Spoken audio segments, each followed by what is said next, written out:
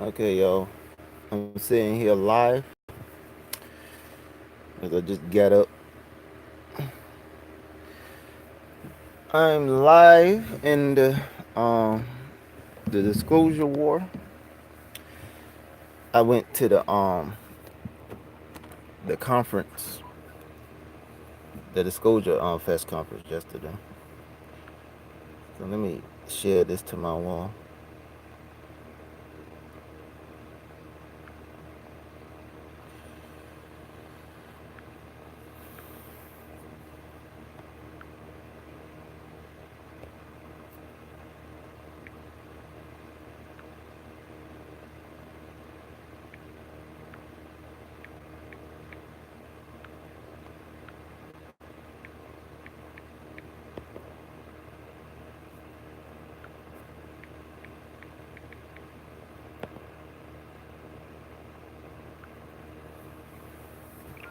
Gotta do extra shit here because I'm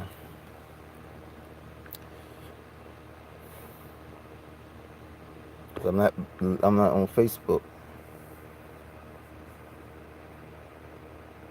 Hey, baby.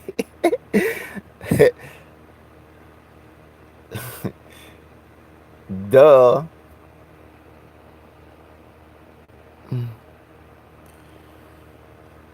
Let me see. What the fuck is this? Oh yeah, I'm trying to share this. I'm a little high. I got a little high before I got up here. Cause I'm about to expand y'all consciousness.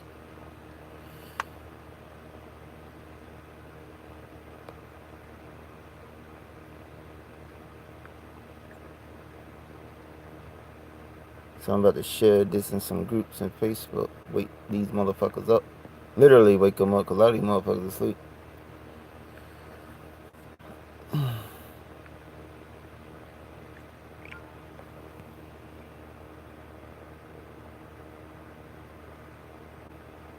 Oh, okay.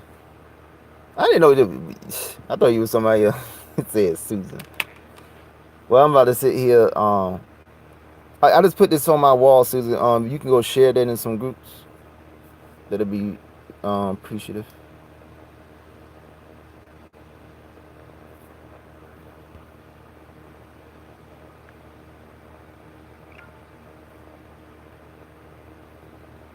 What the fuck is this? Gotta do this thing the slow way because I'm not linked on Facebook.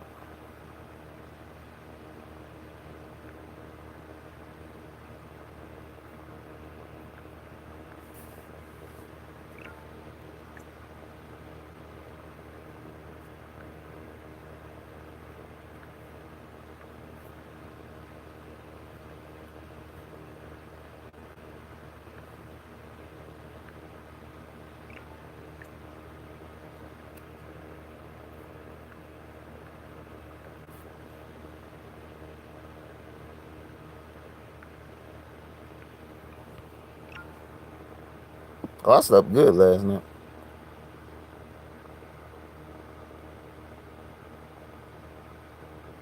Oh, me and Scott Red Pill, Uber driver, when we last night.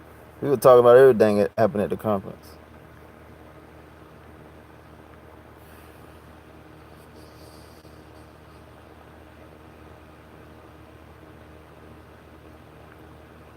Oh, good.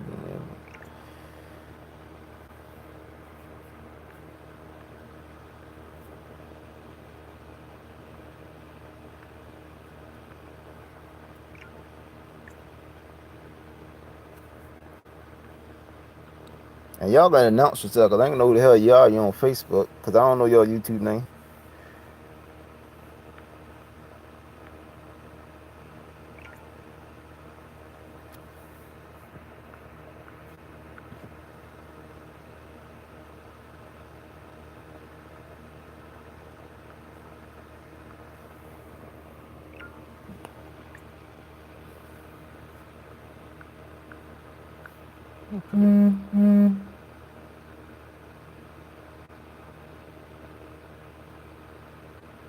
Can't get to all these damn groups.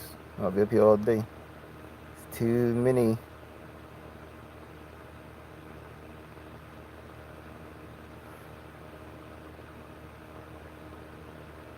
What is that in alphabetical?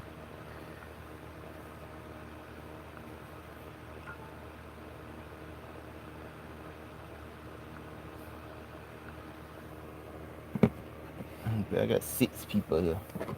If I was doing live right now, I probably had 60, 70, 800 on Facebook. I'm not 800. I jumped too fast. 60, 70, or 100, I meant. I don't get no 800. If I had 800 live viewers, I'd turn these motherfuckers down by myself. I don't need nobody. Okay. Yeah, y'all announce y'all on Facebook names if y'all my Facebook friend, because I don't know who the fuck y'all are. Yeah, like I said, me and Scott Red Pill, Uber driver. He was in there 20 minutes talking about everything that happened at the conference. Good. That's good. She probably will buy it.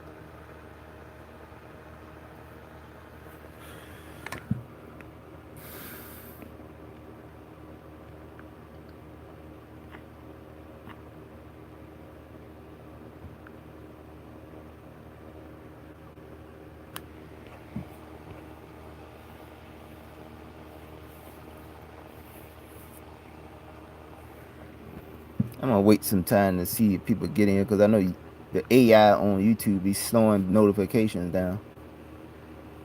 I know some of y'all is waking up, but I know I would have a lot more people up here right now. Because I got a lot of my friends, close friends, that sent me friend requests. Subscribe to this channel. This backwater channel. But it don't matter how my channel look, how boring it is, I'm gonna still kick the Archon's ass on this channel.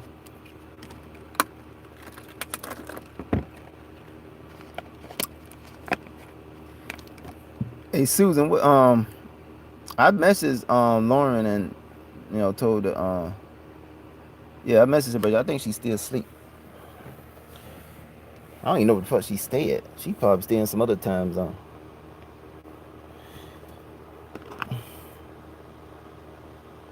I know Jordan Sater's up by now, cause he be doing lives early in the damn morning.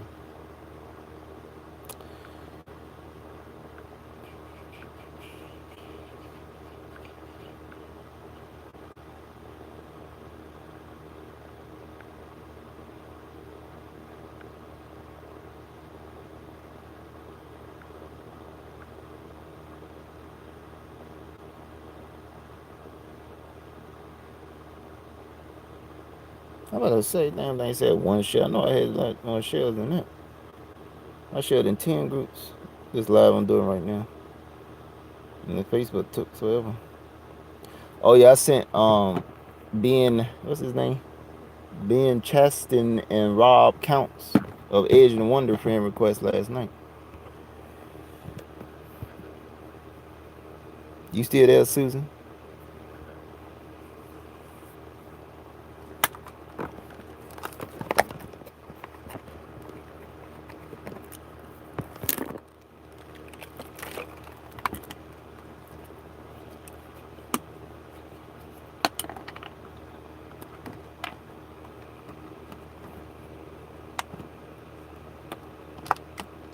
Yeah, Jalen, I did see it. It was, and I was at the meditation at Disclosure Fest. So I think our intent, meditation energy, you want to look at Naruto, we charge these crystals with chakra, what we got at the Disclosure Fest yesterday. Of all the meditation intent is absorbed in this crystal. All the consciousness in the area, all this is absorbed in this crystal. This crystal is charged that I got at Disclosure Fest yesterday. I was out there meditating too, so I contribute some of my intent. But I'm not no meditator, so I kept, stop meditating, look around, see what everybody else is doing. But motherfucker was out there meditating for the whole fucking time the guy was playing the damn guitar. And Corey Good was over there meditating.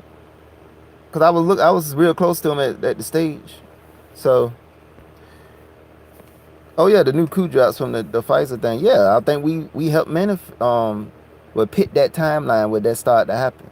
Like we was on the timeline, then we branched onto another timeline. Like when you get you come off the interstate and you got your exit. We exited on another timeline to where the Pfizer thing, Q dropped the Pfizer thing today, what we've been waiting for.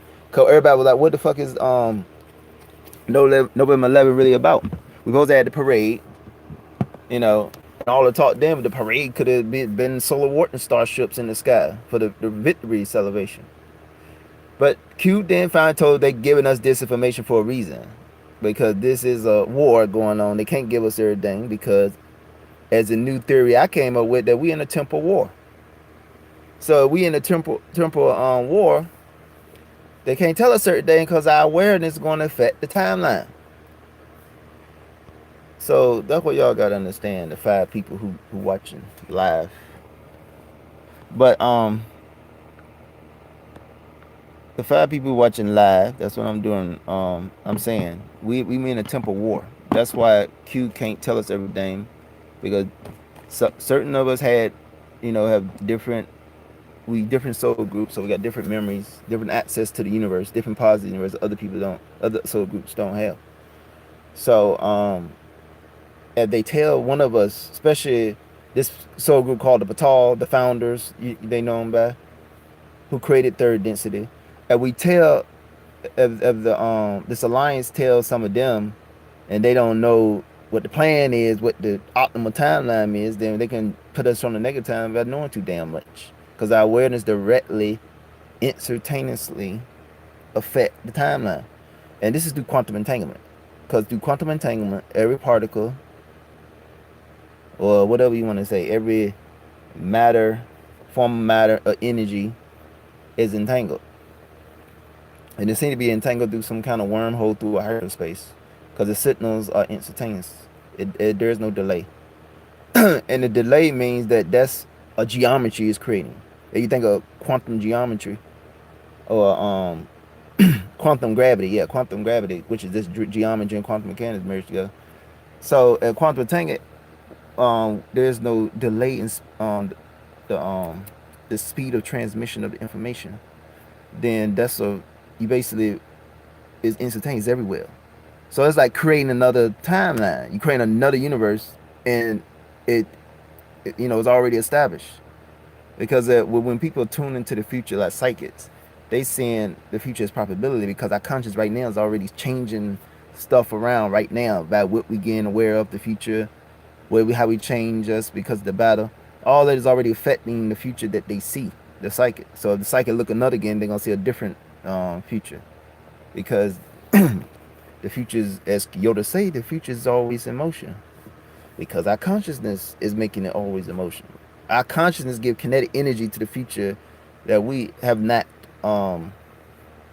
attached to yet, that already exists, of course. Because in quantum mechanics, you got infinite superpositions of states. What the quantum system going to be? So you can say with the many world hypothesis and physics, which is about different universes based off of quantum superpositions, then all those can be different universes or different timelines. So that's why the Q group, the Lions, Earth Line, whoever the fuck running Q, ETs, they can't tell us this. They can't tell us everything because there's too much awareness going to affect the timeline. So any of y'all understand what I just said? The 3 of y'all who watch it. I saw 5, then went down to 3, so I was talking some technical stuff. But do y'all know what the fuck I'm talking about?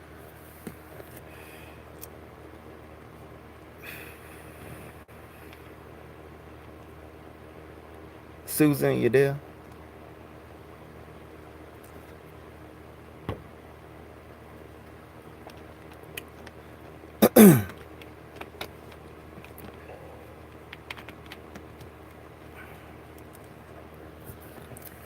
But like I said, I'm not about to sit here and wait for all about it, because notifications on YouTube take too long. So okay, Deb Clark 5, understand. Good.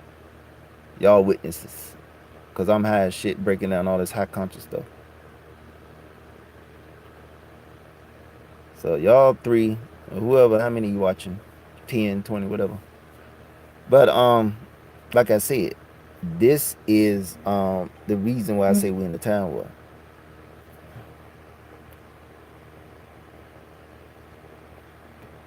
Somebody messaged me, hold on.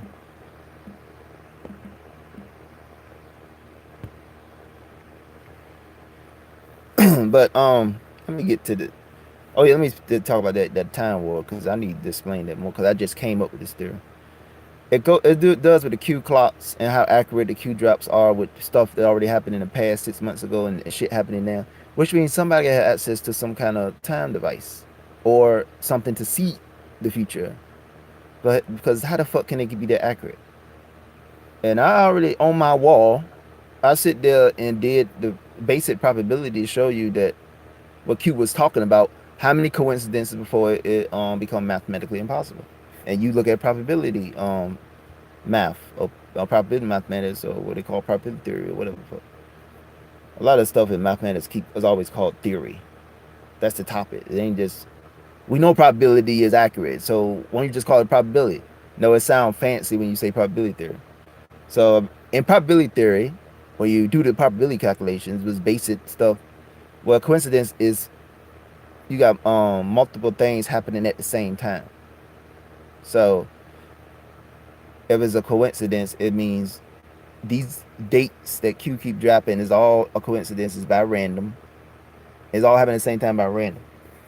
Well, you sit there and multiply different probabilities or different independent events, then the probability, because you multiply the probability, you multiply a fraction that's that's less than one in decimal value, like 0.10 or something. Like you keep multiplying them together, and if you don't make one less, if you make one more than one, which means the quotient is the quotient of the fraction, because you calculating probability with division, so it's a fraction. You divide the numerator divided by the denominator. The denominator is the number of ways. Well, let me see, because I can't remember all this shit. All the shit I try to remember all those people I met at Disclosure Fest yesterday. And I don't want to forget a lot of those faces. I sent a couple of friend requests to them because I made some new friends there. Not just the Facebook friends that I met there. But I'm gonna explain this to you, okay? I need to get the notes. I can't remember all the shit off my head. I want to be accurate to help y'all understand this. Where the fuck is my damn book at? Okay, there you go. See, I got this app on my phone that shows you a lot of, I think it's all the way up to matrices and calculus. They don't talk about partial derivatives. So talk about, the calculus and the two-dimensional calculus.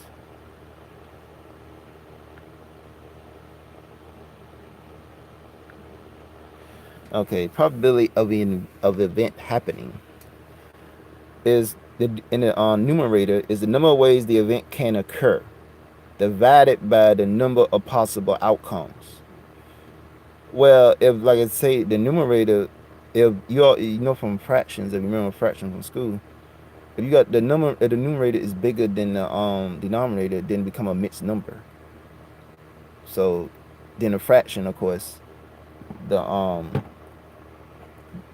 in the fraction, the mixed number, the little small one, well, the top number right there would be the remainder, and I think the bottom one in that little mixed symbol would be the the number you're dividing by. I think it's like that, but I can't remember on top of my head. But like I said, if this is less than one, I mean greater than the denominator, then it become a mixed number. So if you calculating events and their probabilities are all less than one, you keep multiplying them together. This is a coincidence of something happening at the same exact time. The probability of this happening by random chance gets smaller and smaller and smaller. It start approaching infinitesimal number. And you learn about infinitesimal when you study pre-calculus, when you're taking the limits of functions, and then you move into taking the derivative of a function, which is the rate of change of the function, how fast the functions change, geometrically how fast the function change. Because in physics, the derivative of the position, derivative of position with respect to time is velocity. So you get the position function to describe a point, like you have a shape function, and you describe, where you can pick where it crosses the y-axis because that's the output of the function. So where it crosses, and then you can describe a position of a particle So it just you pinpoint it, like it has a path. If you take that over time, then you have a path from something moving that's called velocity. So when you take infinitesimals with the limit, when you learn after you learn limits, then you start learning about taking the derivative.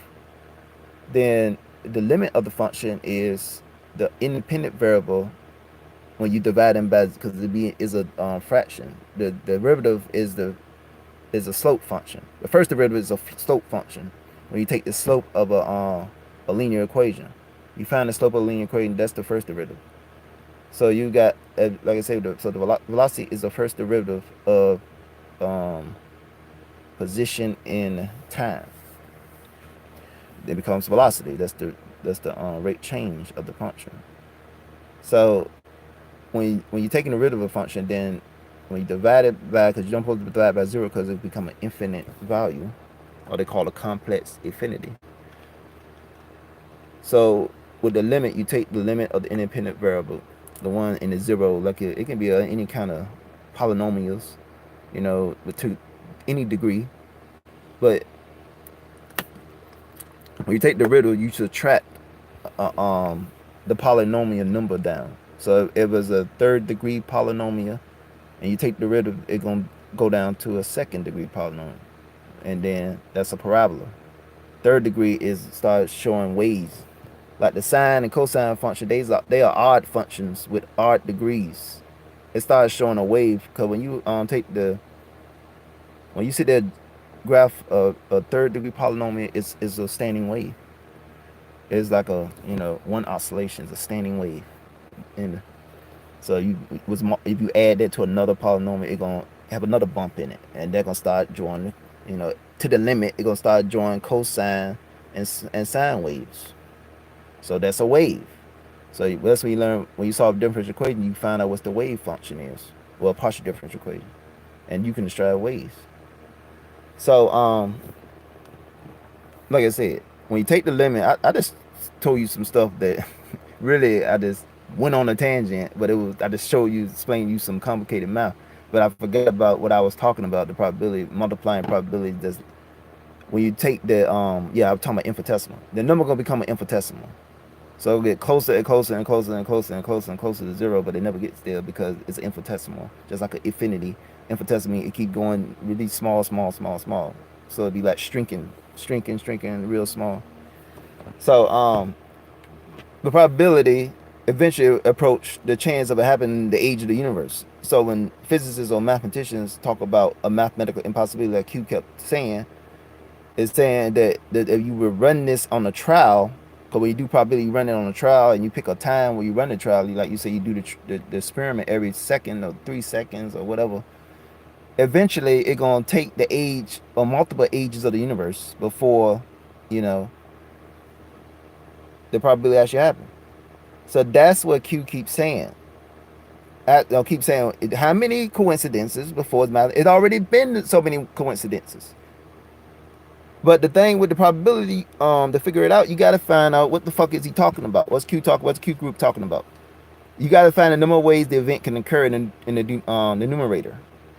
So how the fuck can Q, knowing about Ruth Gator Ginsburg saying that she was going to be hurt or be in the news or whatever 6 months before it happened? Like how the fuck the Q predict the House loss months before it happened? This is multiple coincidences, and I told you, multiplied probabilities together, they're gonna become an infinitesimal. It becomes less and less likely if multiple events occurring at the exact same time. In the exact same time, and you look at the physics and study quantum physics, exact same time means you vibrate in that same point in time and the same point in space. And if you know the movie Time Cop, if two matters, the same matter come into a location, they get kicked out that universe. So when they phased out in Time Cop and they just disappeared, they got kicked out the universe. That's what happened. They cancel out from the vibration of the universe and they got kicked out somewhere else. So they wasn't destroyed when they touched each other. They was kicked out the universe. They was ejected from the universe they was in, because that's a 180 degree out of phase. So it cancels out. Boom, you disappear. And if you think wave has energy, energy can't be destroyed, so it can't disappear and become zero. So the the thing with the physicists and mathematicians found out is that it pops out the universe that is in and dumped into another level, a higher dimension or another universe. So that's what you got to understand about that. When Q keeps saying that the question, I mean, how many times the coincidence for the mathematical? I just explained to you that it doesn't take many coincidences. The show is not possible for this to be random. So that's what y'all got to understand. The three people, how many people watching? So you got to find out the number of ways the event can occur. Then you got to divide it by the number of possible outcomes. Now, how the fuck can you have a possible outcome with the Q predictions? You got to find those two. I got to explain those and put that in quantity and measure, so you can measure the probability. You got to define some quantity. And in math, they put weights on numbers and stuff, and they define quantities, you know, like with a scale. They put some kind of number on it, but you gotta make sense out of it. Like, you gotta make sense whether you're doing. Got to be logical consistency to it. It can't be contradiction to each other. Stuff start breaking down. Like with equations, when they start contradicting each other, they sit there and they repeat the value. You basically guide the equation to the answer that you want. You bias your observation. You bias your calculation. When you sit there, if it's not logically consistent. So when you study pure mathematics, which I did not like, I studied physics at 15, but I did not know math because I'm not no math genius that got math intuition. So I sit there, had to wait a couple of years before I had to study pure mathematics before I can pick that physics book up and know what the fuck it was saying. Because now I can read any physics equation and break it down if I know what the variables are, what the units they use, what the energy, what is trying to strive. Trying to strive a force or energy. I know the units of energy and force, so I know I do dimensional analysis to find out, you know, some results. But one thing you got to understand when you solve an equation, you're trying to find something that you're not guiding yourself to an answer that you're looking for. You got to find. You got to make sure you don't double substitute your variables when you're doing the calculation, which means you find something, you put it, like you say, got x, you find some value for x, then down the line with a lot of calculations, like 20 calculations, 30 calculations, and then you mistake and put the value of x in another equation, and then basically you just reset x and shift it to some other value, but you don't find nothing new because you did double substitution. You switched it back and forth. So you can do something with the formula done there, 30 equations down, and you can sit there and find the you can divide or whatever. You can do anything, a lot of math with arithmetic, and you can find what you look for up there. But that's not always a proof. You gotta make sure you're following from logic. But in physics, they face first principles, the basic stuff. That's like the basic stuff. Now, we all are shifting because, like I said, I'm going to talk about Disclosure Fest and the Unity Conscious. Of course, we all shifting out of third density thinking. So we shifting into a fourth density or fifth density thinking. So, so what you got to understand there is the dimensions, the different dimensions, you know. In third density physics, there are physics rules that is real. It's not a lie of physics because we got limitations here. We don't got access to our higher self energies. If we did, it'd be like in Bleach, where the soul reapers came into the world of living, and they were destroying shit. You know, they were destroying shit because their energy was so overwhelming to that density. So we are limited to our higher selves, you know, whatever it goes at, whatever level, 10th, 12th, whatever. Because you got the portal that's go all the way up to 11th. That's a lot of energy. If they had the energy down here, they would probably destroy the density, the whole damn density. Because let me tell you, give you a perspective. Alex Collier was told by the 5th density Andromedans that nuclear weapons does damage in the 4th and 5th density. So when they were blowing up nuclear bombs, and it was hitting areas and other realities, killing life in other densities, affecting them, whatever, just from a nuclear bomb here. That's why ETs are so threatening, because they shit being destroyed in another vibration. There's so much energy released in a nuclear weapon, you jump densities. So you got physics here that is like the filters of our powers and our abilities. But you got some people that are very powerful. By comparison, they're very powerful because you got these star seeds already very powerful because they just recently came from a higher density. They already more powerful than a lot of people who are in third density conscious vibrational level. So they already gonna at least be psychic or empathic and have people feeling they can feel energy that way. But they ain't doing telekinesis like that easily. They gotta be extremely powerful soul groups to be doing telekinesis here, especially with the side of the moon matrix, this morphogenic field they got around the earth, which is inverting the reality. And Matt Spear talked about this. And they was talking about Matt Spear, Corey Good, and them. And so when somebody asked a question from the audience, the Disclosure Fest panel.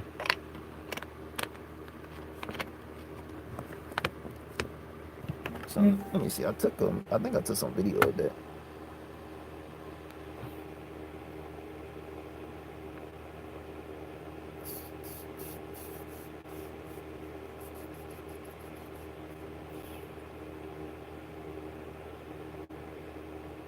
I'm trying to find my video that I took at the conference. I was documenting all day. It's on this phone too, but I can't get it on this phone. I put some on my wall, so I might can find them, but I got some on this phone. I was switching phones, doing video interviews with the people there, and also looking at the scenery and stuff. Now, what the fuck is this damn thing at?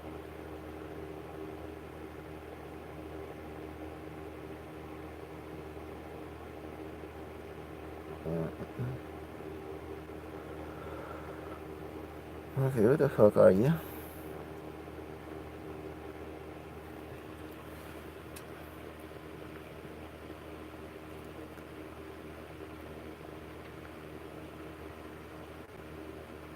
Yeah, there go one I took. I was sitting real close to them. They're being run by the corporations. That the corporations, kind of like the most famous incident was 1997, where Admiral Tom Wilson, he was head of intelligence at the Joint Chiefs of Staff. So I was there, people. But there was some skeptics. You wasn't there. You wasn't there. You know, you wasn't there. Yeah, motherfucker. I was there.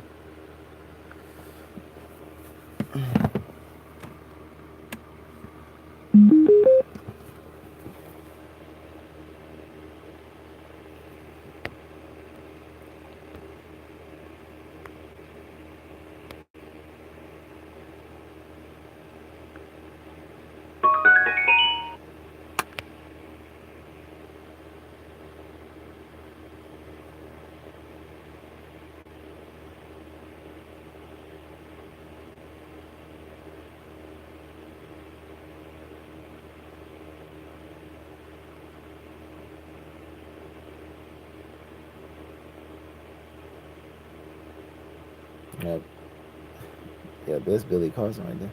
But Laura Eisenhower had a really good speech there.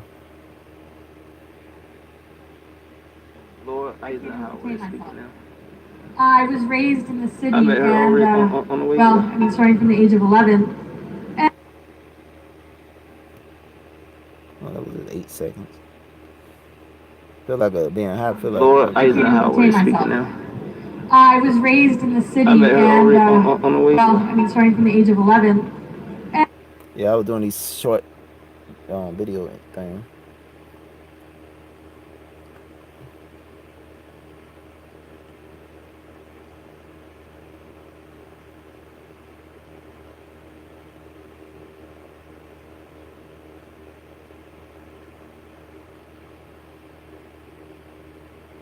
Michael Sala. Corey Good. Joint If you haven't read his books, go read all of them. Oh, I got all his most of his books. Like, most of his books. Let's see, we have Laura Eisenhower. I got Laura. Yes. Laura Eisenhower. And then John D'Souza. That's Fox Model, y'all. That's Fox Model. We got Fox Model here. Do we have any more? Yeah, that's Fox Mulder, John D'Souza. I met him and shook his hand. Also, I sent him a friend request too.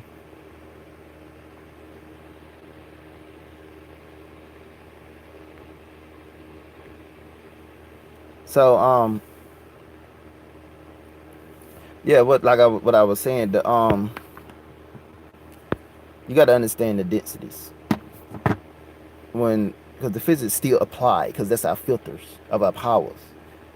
So I know some people out there trying to jump to fifth, sixth, whatever, and they not understanding they still in third density. Physics still affect you. You are still limited. You still got limits on your abilities here. You got heavy resistance here. Or otherwise you'll destroy the fucking density if you bring 11 density energy down here. When I told you nuclear weapons, I told you as a reference, as a perspective, they're so powerful they do damage to fourth and fifth density. That's a lot of energy from a nuclear weapon. Measure if you got a beam from 11 density fully accessing its power at 11 density energy reservoir. They're gonna destroy the whole fucking density. I told you the 11 density of the Patal, they created third density. So imagine how powerful they are. They created all the other densities all the way up to the 11th. So imagine how powerful they are. This is a very powerful soul group. So this is what I be telling light workers. You're not accessing those energies up there to where you at. Because you will destroy this reality here. These are exponential jumps in energy going way up to 11. If I told you how powerful a nuclear weapon can do damage in the fifth density, imagine a Patal come down here. You talking about universals destroying energy being flooded into third density. It will destroy this whole density. That's what you got to understand. You're not accessing those levels. You're limited here. So you got to understand physics. You got to understand the math, because that still apply here, because that's your filter to your abilities. So you still got to use third density here. You got to think. A lot of light workers don't like to think because they think, well, I don't need to think no more because that's a third density masculine conscience. I don't need to do that no more. But your ass still here. You ain't gone no fucking well. You still the fucking physical. It doesn't make no fucking sense. You still in the physical. You ain't gone no fucking well. You know. So yeah, here go. There goes that's Siobhan, y'all. But like I said, you got to understand physics. I'm telling you about the filters. And you bring 11 density beam, you get access to all that energy up there. You will destroy third density because they created third density. They very powerful and they created all the densities all the way up to the top. So understand that. You got to use the density what we in until we actually shift. And some of you keep thinking you are in those, you're not in those densities. Alex Kai actually been in the fifth density because he said there's different oscillation frequencies or color frequencies each density have. I think he said fourth density got 200 and something. I think he said third density had 170. Those of y'all who know about what I'm talking about, put the values up here because I can't remember off the top of my head. He talked about these oscillating frequencies that each density has. And he said there's colors in fifth density that he cannot even explain. There's no reference here. There's a color we can't see because we're not there. So if you in fourth density, you're going to see other colors that you never seen that are not possible to make in third density. That's what Alex Collier said. He's seen colors because of the oscillating frequencies are different. Color frequencies are different here. I mean, in fifth density compared to third. That he cannot even describe to people because there's no reference. These colors that we never can see here. I don't give a fuck what they try to do with prisms and whatever. We cannot produce these colors. And you know from if you know you got a computer, you know the color, the bits, when you get the color bits, it's like 13 million colors or something. So you probably got billions or trillions of colors in fifth density that we can't produce here because even also, so if you in fifth density, the energy is so higher. If that color frequency was shot down here, it would do damage. It'd be like a laser beam or something. I don't know, but I'm just guessing. But it'd be very powerful. It'd do damage. And that's what you got to understand. You got to understand that. The physics is the filters of our power. We're not accessing, I don't care you're 6, 7, 8. You're not bringing that down here. You're not fully accessing that because you destroyed this whole fucking density. It won't be third density here. The physical will be gone. Only thing we left is the astral and the spiritual realms, you know, the higher consciousness. That's what you got to understand with that. But with the Disclosure Fest thing, I went there with the intent for unity. Let me see something. Yeah, I got it on my wall.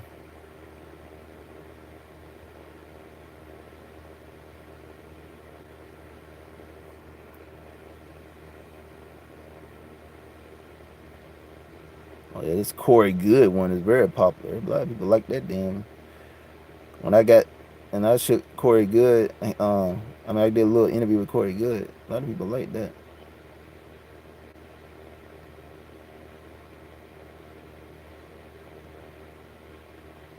Yeah, this the one. I'm here with Corey Good, and this is my first time meeting him. My first time doing any of these disclosure things. Like he talked about unity conscious. This is what it is, where we come together, unify, and become real friends. So I respect you and say this. See, I was a little shy or something, because he's a blue avian 6th being, so he got a lot of energy coming off him. Now, one thing you got to understand, when people keep asking me this, I got a lot of empathic friend overwhelmingly. Can you feel the energy? No, motherfucker, I cannot feel the energy. I can't feel these energies that you feel it. Because I had several of my friends telling me, I feel this energy. I think this one is an ET. I feel some different energies. I don't know what the fuck you're talking about. I cannot feel no energies. I'm not an empath. I think I might have been deadened for a reason. Probably by the dark forces. I don't know. But I don't feel. But I do feel from hugs. When I met Lauren Pritchard, when she gave me a hug, I felt the energy. The good energy from her. It got to be like tactile contact. But I'm not feeling no energy fields. I don't got that ability. Yeah, Susan Long. What her name? Boudica Goddess. Boudica Goddess. That's Susan Long. I hanged out with her and my friend Scott and Lauren Pitchcott and some of her friends. Or I don't know if it's her friends or some people that was in the area and they just friend each other. I don't know what was going on. Because I sent all them friend requests. I think my friend Andrew might be watching, but I don't know what his YouTube would be. So he gonna announce himself if he hear Andrew. But yeah, he was a new friend I just met there at the conference. But like I said, I don't feel that shit. So like in the episode of Bleach, when Aizen, very powerful soul reaper, came into the world living, the only one that can feel his energy was what's her name? Koski. I forgot her name. But she the only one with sensitive because she could see ghosts, just like Ichigo. So she the only one can feel it, but nobody else can feel it. Now, when Aizen sit there was talking about the people that couldn't feel it, he changed the frequency of his spiritual pressure, and they felt it. Like he increased it, and they felt it. And the spiritual pressure was like a pressure on you, like because they gotta be bowing down because you got this pressure. That's your willpower. When they talk about in Bleach, your spiritual pressure is your willpower. So my will is strong when I was around Corey Good. And you gotta understand, he's a Pisces, I'm a Sagittarius. I'm a fire sign. And when I was listening to because she explained it so well. Cause like I sent her a friend request. She ain't accepted yet, but I met Laura Eisenhower. She explained shit so well. I told her, cause this one on video, we don't take a picture because she had to go and do a speech when I met her, ran into her. I told her, I said, look, when you be telling me stuff, you got shit so complicated and dense. I got to unravel it into 5 different layers and study that for 2 months to understand what the fuck you talking about. That's how deep Lauren Eisenhower is when she dropped the deepness, the physics, deep wisdom. I mean, she just amazing. But she was talking about that new sign, that 13th sign. Oh, I don't know what the fuck it's called. Somebody put the name of that O sign. Where people was thinking that, your astrological sign has changed. But she explained that it wasn't that. She was explaining this is a new alignment or new gateway or something that was flooding in new energies. She called it the ether energy. This 13th sign. I think it was dragon or something she was saying. But she said, no, the ones who born around 2010, when that sign, when we was aligned to that sign, that's their astrological sign. That don't mean that I'm not a Sagittarius. I would be that sign if I was born in 2010. But that don't mean, she was saying that don't mean people or astrological signs are being changed. Because your astrological personality is a vibration energy that you get from the alignments of different systems, the constellations on you. So she explained that well. Because nobody didn't know, because I said, I'm not no fucking, whatever the fuck this is. I can't even say his fucking name. Can't pronounce his fucking name. What the fuck? I know what Sagittarius means. I don't know what the fuck this is. I can't even fucking say the word. I'm not gonna say, I'm not something I don't even know how to fucking say the word. Never seen the fucking word. What the fuck is this? Oh, it's aligned to this constellation now, so you got to use that. Like, what the fuck you talking about? And then, like I said, Laura Eisenhower explained that, saying it was a new portal, gateway, or something, alignment, she said, open up, and new energy was being flooded in. So that she was saying any kids born in 2010 would be that sign, or whatever the fuck that sign was announced. It does affect all of us who have got that vibration, because that vibration been locked in with our personalities, your astrological personality. So back with Corey Good, I'm a Sagittarius, he's a Pisces. That's a water and fire sign. So people was thinking, what, he was uncomfortable when he got around you. That's my will is strong. You know, I might be dead with my empathic abilities, but my will is very strong. That's your spiritual pressure. And what you see in Bleach. Spiritual pressure. That's your willpower. So my will was strong. I'm not saying Corey Good was weak, but he's also an empath. He can feel my emotion. I can't feel shit. He feels me. So don't sit there and think Corey Good was being intimidated by me or not, or he was uncomfortable. No. It was just a different personality vibration from different astrological signs. He's a Pisces. He feels. I'm a Sagittarius. I see. You know, I got Sagittarius. Well, I did have some Sagittarius friends, but I lost a lot of friends. You know, since we went into this final stretch where the cabal and gotten desperate, I lost a couple of friends. You know, so, but I gained some new ones yesterday, and I finally met the ones I already had.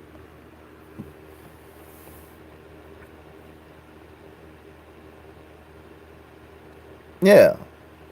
Corey is a Pisces, Susan. You didn't know that? Yeah, he's a Pisces. I think his birthday in February 28th or something. And Jordan Sathan's birthday is 3 days away, because he said yesterday, he said it was 4 days I'm about to have a new birthday. So his birthday 3 days away. He's a Scorpio, another water sign. So Jordan is a water sign, Scorpio, and Corey Good is a Pisces. David Wilcock is a Pisces. That's why he's always emotional and feeling, caring. So I was different. I was fire coming in there. I was explosion coming in there. They was water absorbing heat. You know, he kind of cooled me down. That's what you can look at that. So of course they was shocked when I came, because I'm confident. I'm just not fearless to a point. I mean, to a fault. I mean, I can get to a point, especially when I get high. And like right now, I'm doing this. I'm high. I'm fearless. I don't give a fuck. I'm just shit. Nothing can touch me. Shit. I'm happy. I'm joyful. I'm gonna talk about unity consciousness. We're gonna unite. And I'm high, and I'm already jumping to the levels in different densities and conscious level, because we raise your awareness. That's why they want to keep it illegal, the Illuminati. It raises your awareness, your conscious level. It don't deaden you like alcohol deadens and lower your conscious level and allow into your attachments to come in. Because you're lowering your vibration with alcohol. Susan said her birthday is the same day Edgar Casey. What the fuck? Well, Dave Wilcox said he might be the reincarnation of Edgar Casey. So what? You his twin? You Edgar Casey twin? I mean, I don't know. I'm just saying. What's Siobhan at? She will sit there and if she's still here, I don't know if she's still here. She'll sit there explain that shit more. But like I said, unity consciousness is becoming real friends. Like I told Corey Good.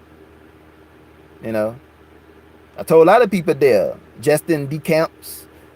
I told all these motherfuckers there. Unity consciousness. Unity consciousness. Unity consciousness. Unity consciousness.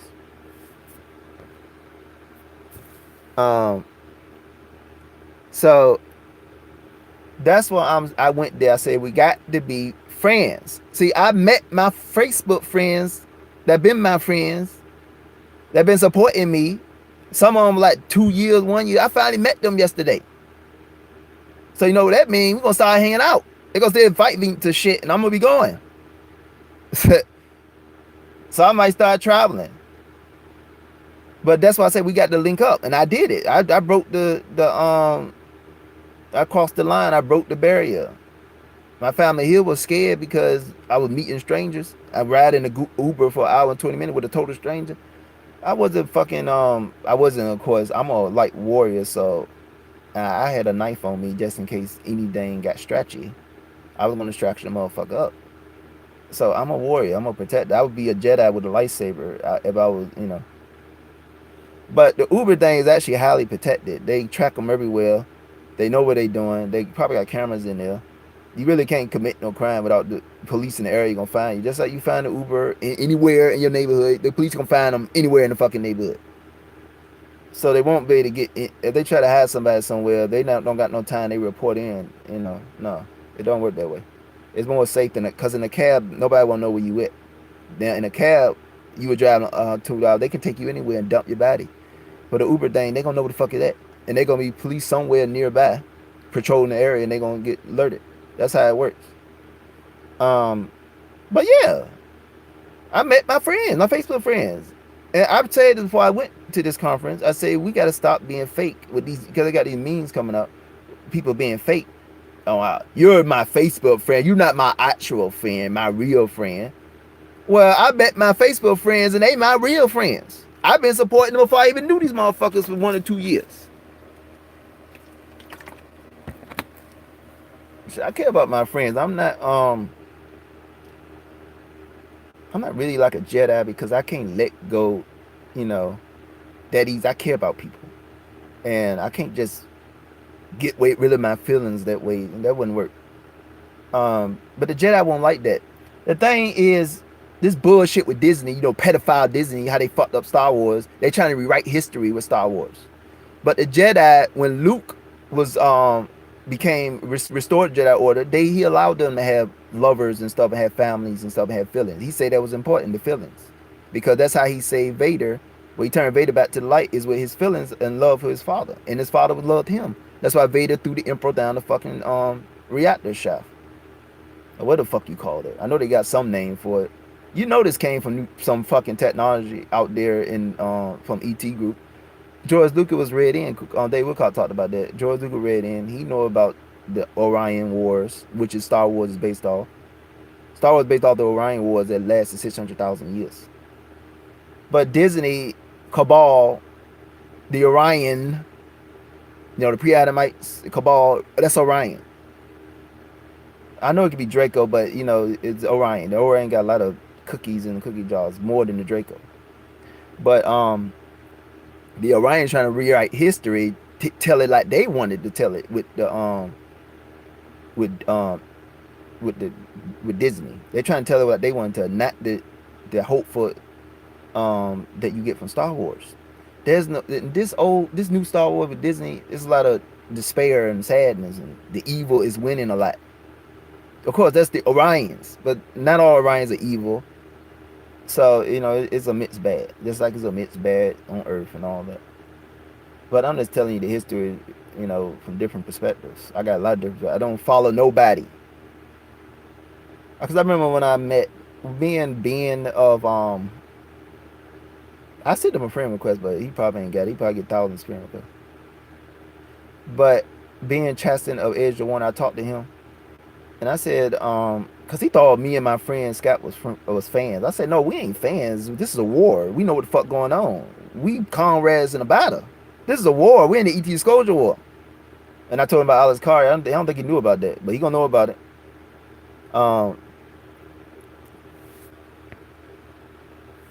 So that's why I said I can't be a Jedi, because a Jedi don't care.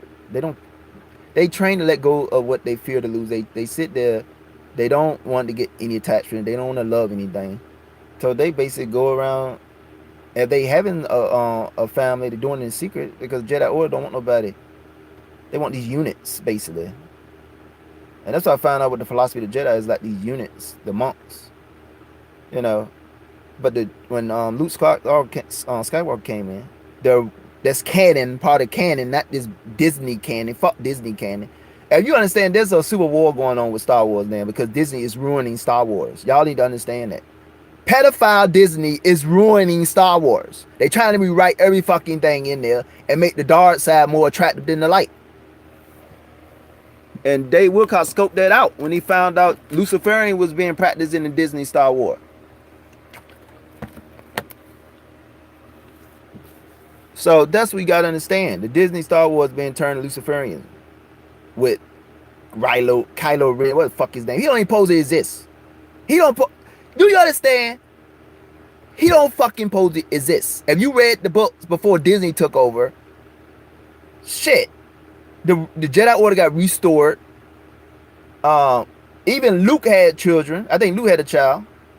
And it was what was it? Jason and Anakin Solo. Yeah. Han Solo and Leia had two had a brother and sister. I think they had another son. But they had a lot of kids. It was a lot of story. And that Disney have cut off and they trying to rewrite shit. They destroying Star Wars, so there's a rebellion.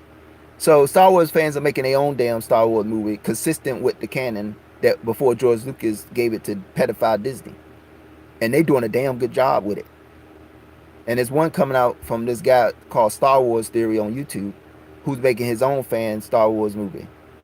And I can't wait till he finishes that. He said, I think he's supposed to say it's going to be released in December. I can't wait to see that because I know the fans. I've been watching a lot of fans project, Star Wars project. And they they've been talented just like a Hollywood movie. They don't need fucking Illuminati Hollywood. We can make our own fucking movies. Because it's not about no fucking Orion curse money. Is about passions. Doing this because the fan want to make the fans happy and make myself happy because I want to tell a story that I participated in from whatever different perspectives. The fans or the person making the thing. So there's a lot of also independent films are making a lot of these Star Wars fan projects and they are really good. Better than the fucking Hollywood versions. Better than the George Lucas, because you gotta understand that fight in New Hope with Vader and Obi-Wan was, of course, it was limited because they didn't have no martial artists to train them like that for New Hope because that was back in the 70s. And I think Bruce Lee was just getting popular. So he wrote Jeet Kune Do. So that was a fighting style that did not exist on the earth. That's something new that came in new. So like I said, they had access to a lot of martial artists to get them to train them properly, and it would cost a lot of money probably. But these fan films, they got a lot of people who's passionate about Star Wars, and they will learn the acrobatics, they will learn the fighting styles of Jedi. They wrote books on the fighting styles, different 7 fighting styles, the 7 fighting forms of the Jedi. So you got 7 fighting forms. So people imagine and intending a real future where we do have real lightsabers, and we are real Jedis, and we knowing the Jedis are real because the Force is source. The Force is source. That's the same thing. So the source field that Dave Wilcox talks about. So, and I sit there way back when I used to live in Kansas City back in, I think it was 2000. The fuck was it? I think it was 2010, 2009, something like that. I started working on the physics of a lightsaber. And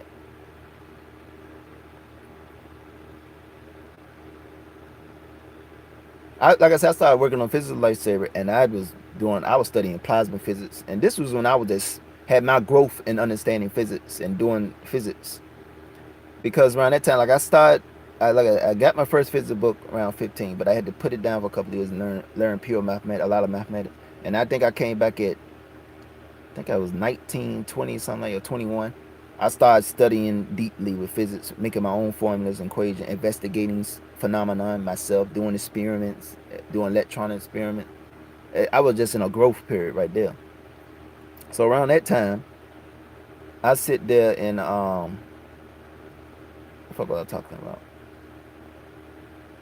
See, I'm high right now, so my mind is going like 10,000 thoughts or something. Because usually when I'm sober, it's like 1,000 thoughts. So it's like 10,000 thoughts now.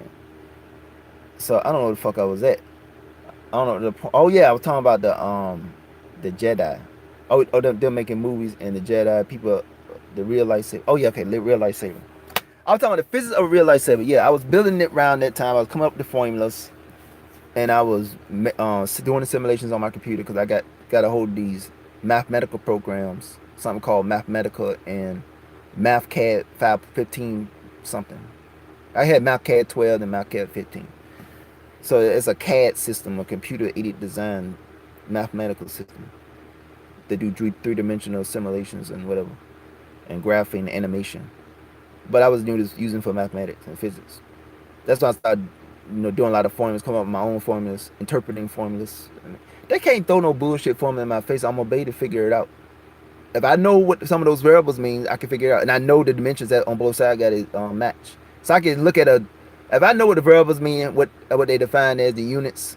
If I see the other side have some other combinations of variables, and I know the units don't match, I know that it's nonsense. Because when you do dimensionality, the units on both sides got to match. So I know all that. And so I was doing the physics of a lightsaber. And I came out to understanding that I needed, what was it? I think it was 1.4 gigabyte watt power to power the lightsaber. That's the energy to take the ionize the gas. I had to find out what gas because different gases are going to have different ionization energies. So I mean different energies are going to take the power. That's the power cell. The 1 gigabyte was the power cell that you would need to power the lightsaber, because this is a plasma. Lightsaber, like light, is not, and with the real lightsaber would be a plasma. Light don't do what a lightsaber do. It goes on forever. It don't stop at the end. Like I think it's 1 meter stick. Yeah, 1 meter stick. That's how long the blade is. So, and you had to oscillate it because the plasma gonna be going all over the place. So when the hot gas is moving all over the place, so you gotta use strong magnetic fields to pull them into the paths, and that's how you wind the lightsaber, build the plasma tube, the little plasma shaft, what they call the plasma shaft, the blade of the lightsaber, and you gotta get these strong fields because you got something called a cyclone frequency. And that's when the particles start drifting out of this magnetic field. They'll drift out and they can fall out and spill over. Which means you got a lightsaber right here and it's wobbling like that. Is that oscillating gonna burn your face off because you dumping energy. And what I found out, you'll need a superconducting ring, some kind of superconductor ring or something in superconductor. It got to be in superconductor state for you can maintain the magnetic field, for it can restore itself. And for a superconductor, there would be no waste heat because this whole thing would be harmonic and stable. And which means it won't be dumping, it won't be creating no random, which is heat. It'd be all ordered, organized, harmonic. So everything's going the right path. There's no resistance, no friction. So you can hold lightsaber right like they do in the movies, and it won't burn your face if you got a superconductor circuit. So you need a power cell about 1.4 gigabyte, and you need and that's the ionization energy, I think. Yeah, that's the ionized gas. So actually, gonna probably take a lot more than that. So 1.4 gigabytes to ionize the gas, and when it went through the shaft, like it shot to get what I was thinking. Other people redefine. They've been building. People have been thinking about the lightsaber. This is when I think it was back in 2005 or 2006 when I first started thinking about building a real lightsaber. When I got understand physics enough that I can work with the physics and the math. So I sit there and found out you shoot the gas out, you send it through a ring, which would be a strong electric field, which is ionizing. The magnetic field will control the path for the flow, whatever, and that's a little complicated engineering for that, because it's like controlling fluid flows, because the plasma acts like a fluid. But what I found out, that part right there was the hot plasma. That's the blade. So when you interact with something, it burns and cuts like in the movies. So I found it needed a sheath around it that was made of cold plasma. And the cold plasma got to be such that the heat coming off the hot plasma is so resisted that it'll be like an insulator. It won't release the heat. Like insulators in the house, it won't release the heat. So, Siobhan, you understand what I'm saying? She know physics. You still there, sweetie? She know physics. She know the fuck I'm talking about. She be light working. She focuses on all this. She know physics. Okay, she can do this stuff. That's why I want her to do a lot more physics with her light worker stuff, so you can help explain people stuff. But like I said, she will understand what I'm talking about. So you gotta ionize the gas. It gotta be hot. Then you gotta create a cold plasma sheath. And a cold plasma is a plasma like at room temperature. It don't have to be cold like it's gonna freeze you or something. It's just a plasma at room temperature where is not it's not hot. It is very stable. The thermodynamics is very stable. So you had to create a closed plasma sheath around it. So you basically had 2 electric fields you had to use because you had to create 2 layers of plasma. A cold plasma that act like an insulator and a hot plasma. And then I had to measure when it cut, when it started releasing heat. And what I imagined is it was like a sponge. If you squeeze it enough, it's gonna release a certain amount of liquid. So that be the pressure. So when you using the plasma, you try to cut something, you interact with the atoms on the surface, and that become a pressure. And if you get a certain pressure, it's gonna start releasing heat. So that's when the lightsaber zoom and cut. Let me see. I think I got me a lightsaber back here. Let's see. I think I got my lightsaber back here. I got one of those. Let me see it back here. See it? No, that ain't fucking it. I think I might have put it outside. Yeah, I think I put it outside. But hold on, I'll be back. Let me get my little lightsaber. I'm gonna show y'all. I'm gonna explain the physics of it. Hold on.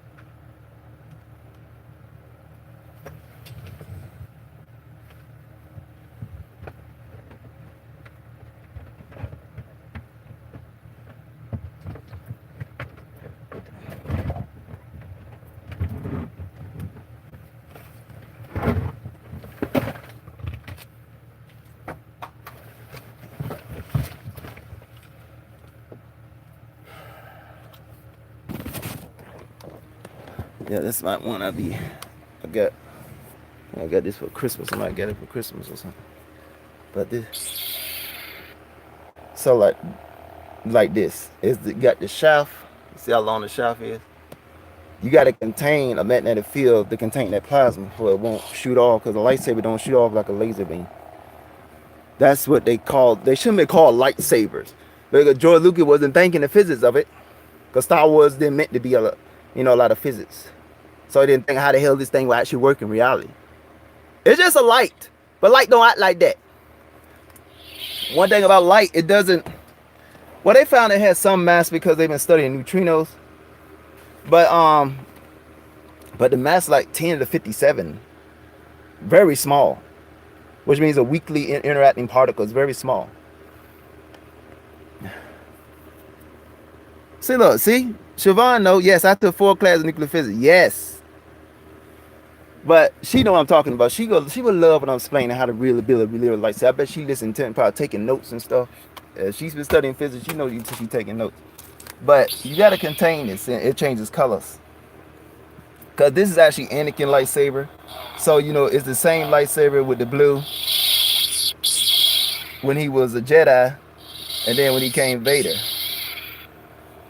And these colors, since I got 2 different colors, I can show you the different frequencies.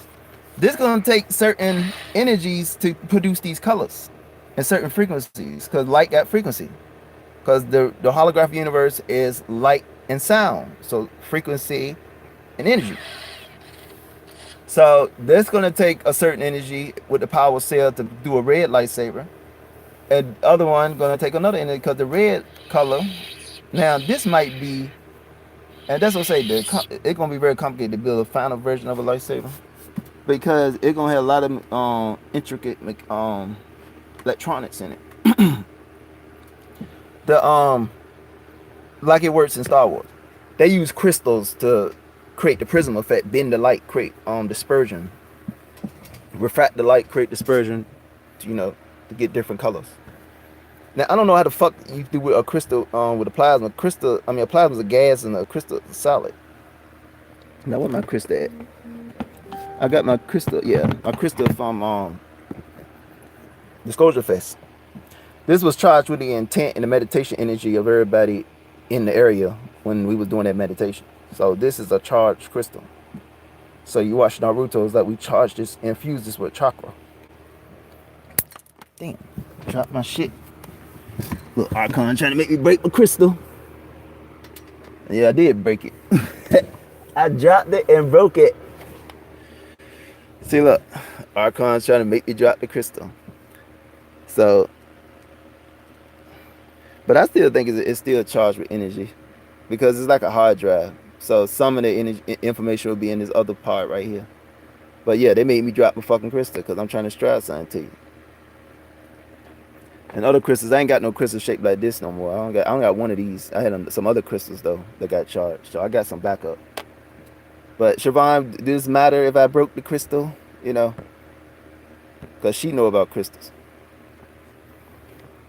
But like I said, they bend the light with dispersion and refraction with the crystal, and because it's light, it's called lightsaber. It all use a crystal to bend the light, and you to get the different colors of the different color lightsabers. But if the plasma, you got to change the that resonant frequency. And what I know about it, because when I was doing the meditation and I had my eyes closed and I had the sun pointed toward me, I saw these different colors and this different geometry and frequency that was vibrating at different speeds. So you got to change that frequency, which put out this color. And I don't know if that's a magnetic field. You got to adjust the electric field, whatever. That's going to be more complicated to do this with a plasma, because you got to adjust this frequency of this plasma flow, which means it vibrates when it's flowing. It vibrates. It has some kind of oscillating frequency called the plasma frequency, which going if it has a certain frequency, a different color wavelength, then you're gonna get the color out. So I don't know how to work with a plasma and a crystal, but somebody might could build something like that to produce the colors without having something to change the color. But a plasma thing, a lightsaber real lightsaber would be like this. You can change it multiple colors. This will be multiple colors because you can change it. You don't need a crystal to hunt for these kyber crystals that's supposed to be infused with the force or whatever the fuck. Like I say, with a real lightsaber, you can make them any colors because the power cell can produce different frequencies. So it got the energy to change the different colors. And so that's how a real lightsaber. I don't know how the crystals come in. But the real lightsabers. But I'm just saying how to build a real lightsaber. They're gonna change these frequencies. But this right here, you gotta have a magnetic field.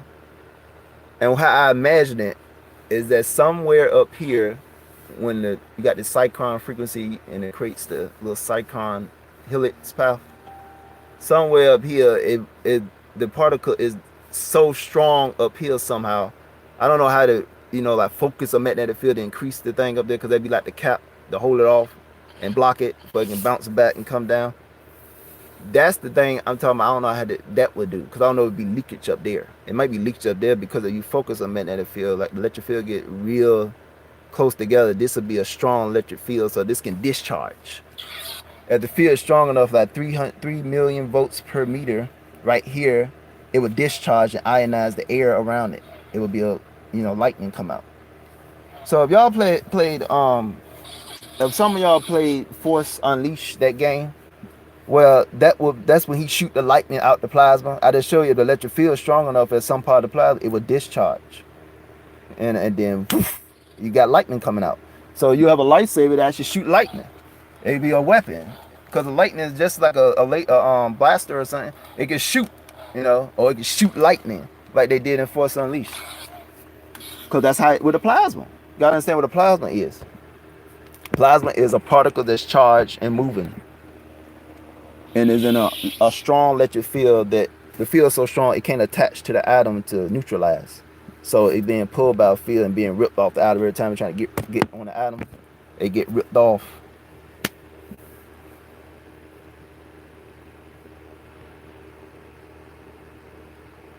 Yeah, I got my first crystals. I just broke my first crystal. I got some more left, but yeah, it's still there. It still got the charge. I mean, it ain't gone. It's just like the memory might be gone. Well, as so far as using it in third density, but of course you can get in Akashic records, don't matter. But like I said, with that, you got to somehow, if you want to keep it like that, don't have it discharges. That's the problem. One of the problems. Because how you gonna get the plasma? Like when you shoot the gas up here, it got to somehow come back around, and like that.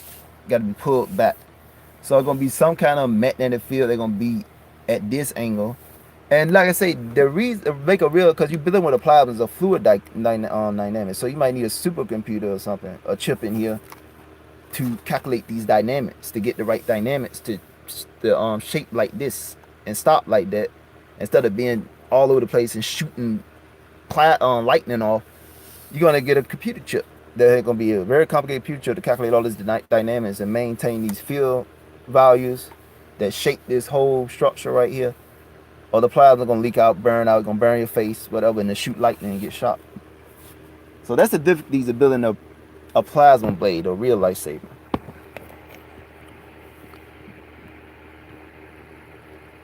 So that's what you gotta understand there. But I could build me a real lightsaber based off the plasma. Now how they describe the in Star Wars, somebody really thought of some nice. They were talking about using antimatter. They had some shit, I can't remember how they described it, but they were saying using some antimatter particle get shoot out of something. And well, one thing about antimatter, because I be studying particle physics by Leonard Susskind. I be looking at a lot of his lectures from Stanford University, and he be explaining physics very well. He's a very good teacher. So I look at him talking about particle physics when he be drawing the Feynman diagrams. I don't know if I could pull it out. I ain't got enough room in here, but let me see. Hold on. I'm gonna show you a picture of this. Yep, for y'all know what I'm talking about.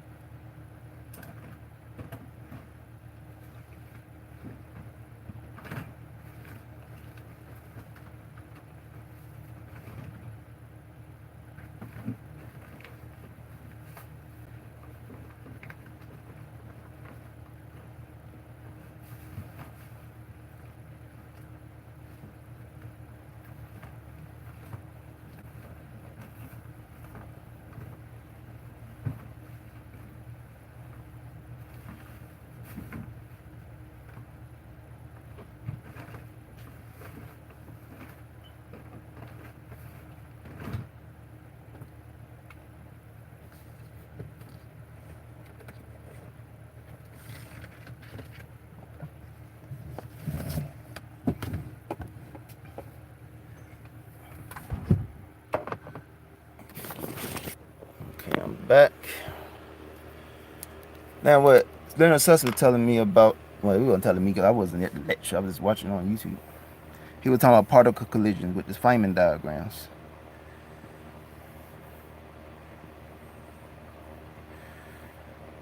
I'm trying to draw one from memory. I don't know. I mean, I ain't write this shit down, so I can't remember how it looked.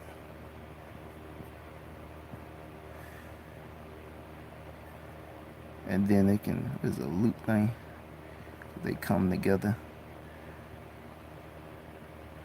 And that could be a photon. Something like that. And this is time. Okay. I don't know if I got this right. I can't remember the exact structure of it. But this is called a Feynman diagram. Like going up, we say the vertical axis, I got T for time. Those are an anti-electron, which are antimatter electron, and a regular electron. A regular electron is negative charge. So, and what Feynman interpreted with this is when an antiparticle is just a particle going back in time. So antimatter is just particles going back in time. Because when you draw the diagram, the electron is going that way, then the positron is going backwards. So it's going back in time. Got different, let me see again. Got one going this way and this going this way. Yeah. So I put the arrows up there. So you got the electron going forward in time and the positron going backwards in time. So that's a basic Feynman diagram. I ain't got all the structure there because I can't memorize it.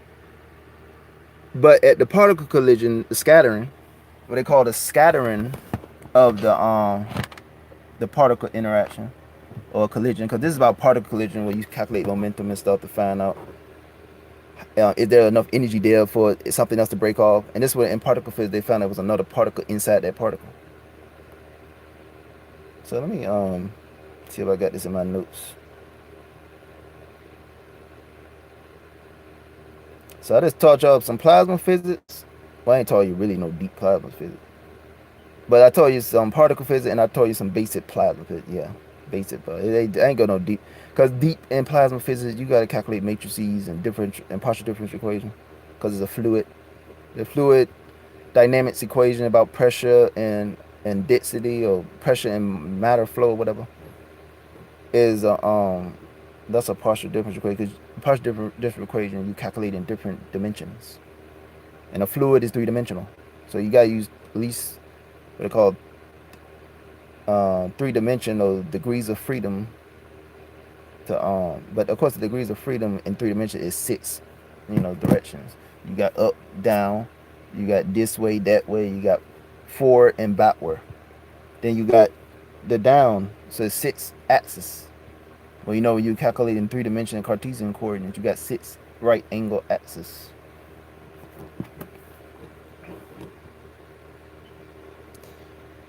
So let me see what the fuck I got this at. Oh, there you go. I got the scattering coefficient. Okay, that right there would say 1 exponent 10 to 39. That's the coupling constant, or the probability that something gonna, basically probability that scattering will occur, something will come off. That's the coupling constant between the electromagnetic field. The other one, oh no, actually that's electromagnetism 1 at 1039, and that A1 over 37, that's the coupling constant, which is a constant between the electric field. I forgot what it was. I think it's electromagnetic field strength. Oh no, that's gravity. That's the coupling constant of gravity, and then that's the coupling constant of electromagnetic field. That's the strong force, and yeah, that's the weak force. So what I would do, I had to put that coupling constant, whatever the fuck that is, that symbol, at the point where they scatter off each other. Let me see.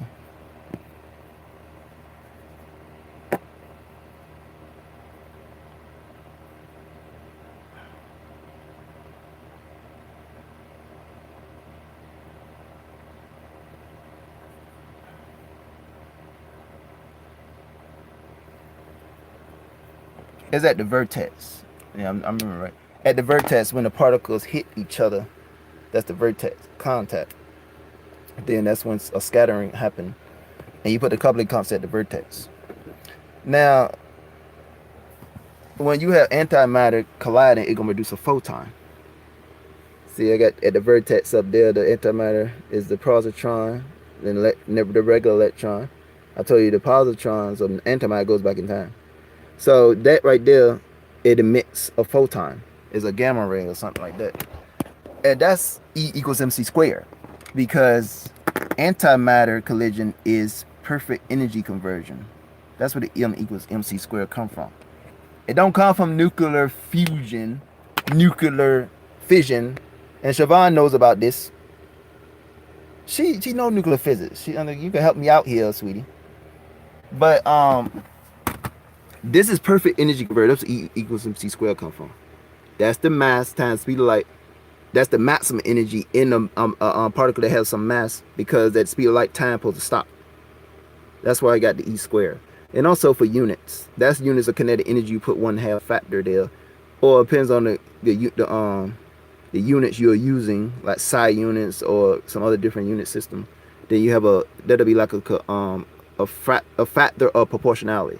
So it'd be different values, but the 1/2 is in the psi units, or when you use meters second, something like that. Those units, kilograms. So you got perfect conversion. And now, when I was watching Jason Rice's testimony, he knows about this. He was describing this. That's why I knew he was legit, because he was describing particle collisions, antimatter interaction. He was talking about some of the energy devices that they were using in the Dart Fleet. Now we know it's the Dart Fleet, his IDF. So that's the name of the Dart Fleet that Solar Wharton was calling. So E equals mc squared. That's perfect energy conversion. But in nuclear fission, that's not perfect energy conversion, because radiation is waste heat. That's wasted energy when you get radiation. So let's say fission, you got some conversion factor, which is a fraction, because some of the, like in nuclear fission, some of the material is radioactive and not fissionable. It won't contribute in a chain reaction that create the nuclear explosion. So you got E equals some factor times mc squared in nuclear fission. But in antimatter, that's antimatter collision, E equals v squared. So you produce pure energy. So that photon coming off that collision is going to be pure energy. It ain't going to have no inertia, no resistance. So that's what with the Star Wars thing, it say use antimatter. Now with the E equals c squared, you can sit there and turn energy back into mass, but you got to slow it down. And what I was listening to with Billy Carson, Disclosure Fest thing yesterday, he was talking about light. We light. And I was striving to my friend. I think I said this to you, Susan. Yeah, Susan was sitting right by me. I was saying, yeah, mass is frozen light. Because if the holographic universe is light and sound, then light got to be frozen to be a mass, because mass is resistive, it's inertia, it's resistance. So the mass, what I found is spiritually, the mass is fear. Fear is a mass. Trauma is a mass. That's frozen light. That's not light that's free. It's contained in a box. It's a standing wave. So light, that we just with light, that would be the photon and antimatter collision being produced by the positron and electron hitting each other at that vertex. And it releases pure energy. 100% pure energy. So when Jason Rice was striving this, and when I was telling you about the lightsaber, you can get mass. And one thing with mass, oh shit. I'll get this right.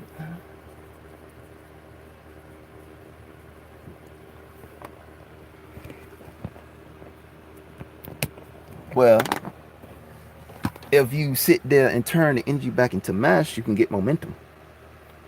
And what I found out when I first got on my subway today, yesterday, I got on my first subway in my life. I found out how this train was moving fast because it took a long time to slow down. That means you had to burn off that momentum. Momentum is, you start moving. That's motion. You start gaining motion. So when you slow it down, you got to burn off momentum. Because that motion you give, you hit something, you're going to send it moving. So let me draw a little simple collision.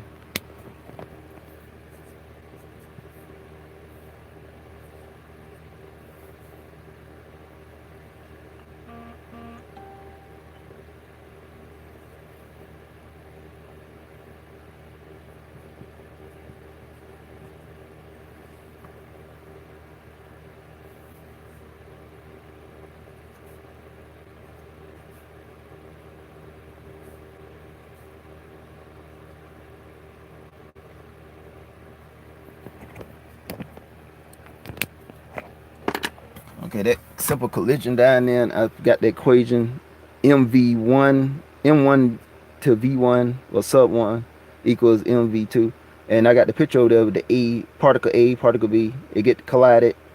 That's gonna be an angle right there, but I just trying to do it simple. Now that right there, that form right there, if one of the particles are stopped, they're not moving, because you gotta put some extra stuff there if the particle is already moving. there's gonna be a shift in the velocity. But you solve for one of those velocities, you're gonna find out what speed after it hits something, that when it hits something else, they got a certain mass, how fast it's gonna hit it, and how fast it's gonna be moving with that formula. And that's from rest. So like I said, I know Siobhan, if she's still watching, she know this. But she probably like some advanced physics. But I don't need to tell her about momentum collisions and stuff. But this right here, momentum, is how you understand particle collisions and particle physics. The energy you get, if a certain particle going to emit something, not if it's like a binding energy. If it's so if the binding energy of the collision don't reach the binding energy, it won't produce nothing. It'll just get reabsorbed. The photon will get reabsorbed. So that's matter right there. When it's the separate electron and positron, that's matter.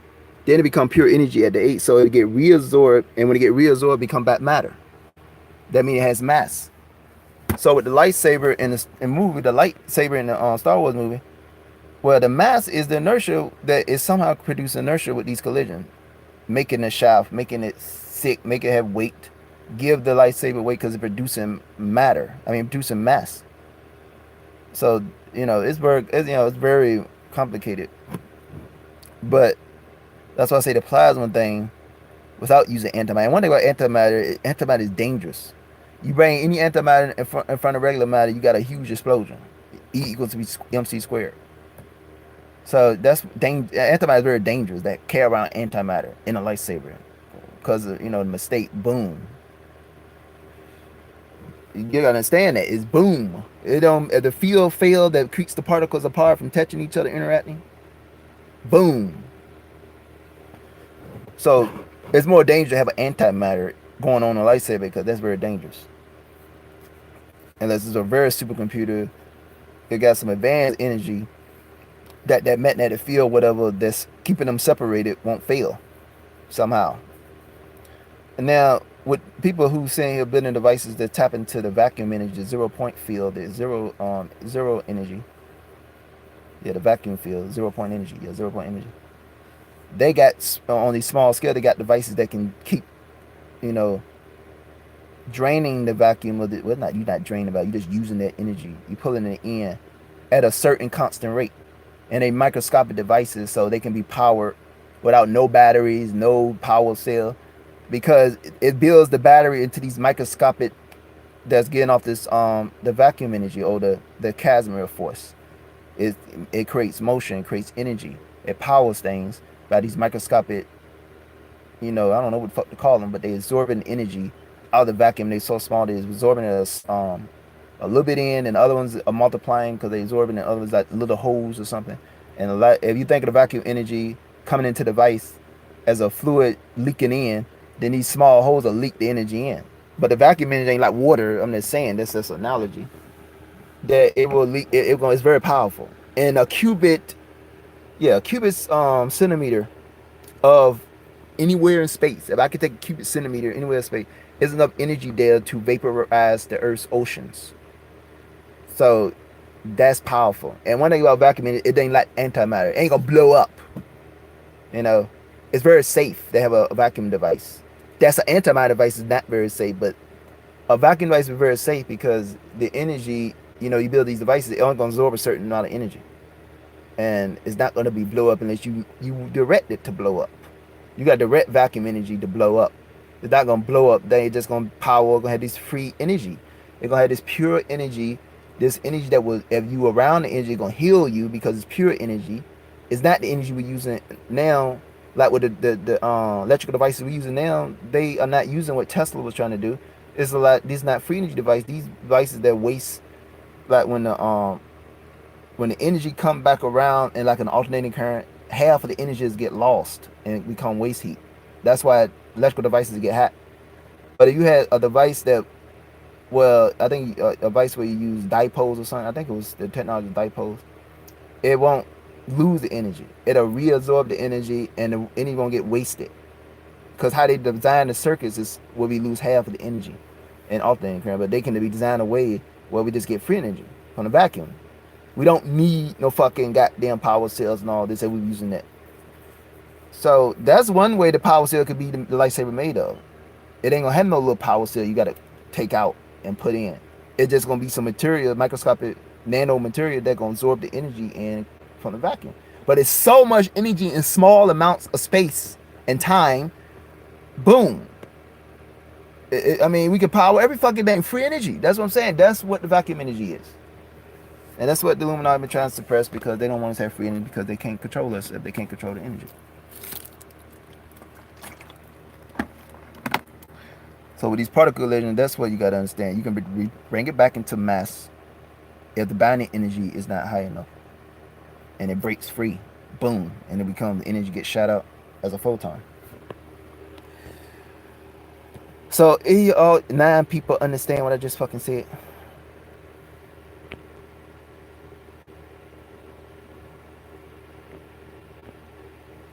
You still here, Siobhan? Susan? Y'all understand what I just said? All this physics and particle physics and fluid dynamic, plasma physics, vacuum, whatever the fuck you call it, zero free energy devices physics.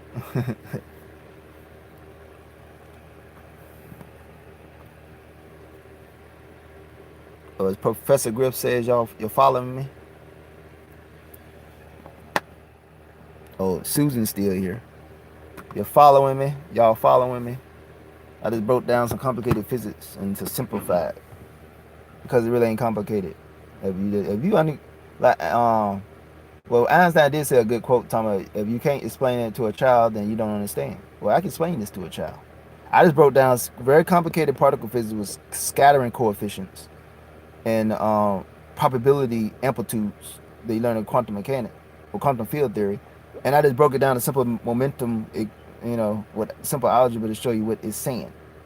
You just got to include time. You got to include the particles going back in time, so you can create a closed time-like loop with antimatter. So you want to create a closed time-like loop and a closed time-like loop. Hold on.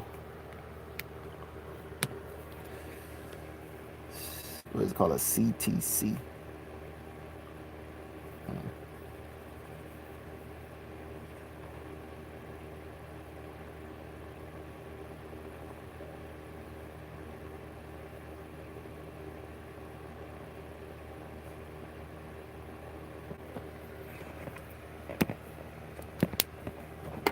Okay, that's a closed time-like loop. And you take it to the scale of electron and positron. That's a closed time-like loop. So that's antimatter together. You create a your own separate time bubble. So like Groundhog Day, that's what it'll be.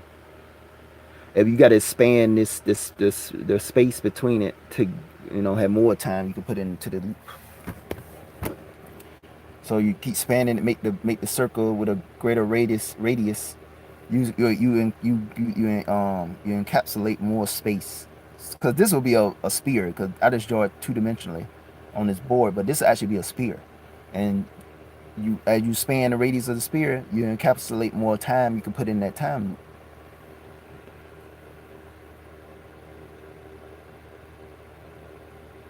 Yeah, you're right. Professor Grill do got some catching up to do.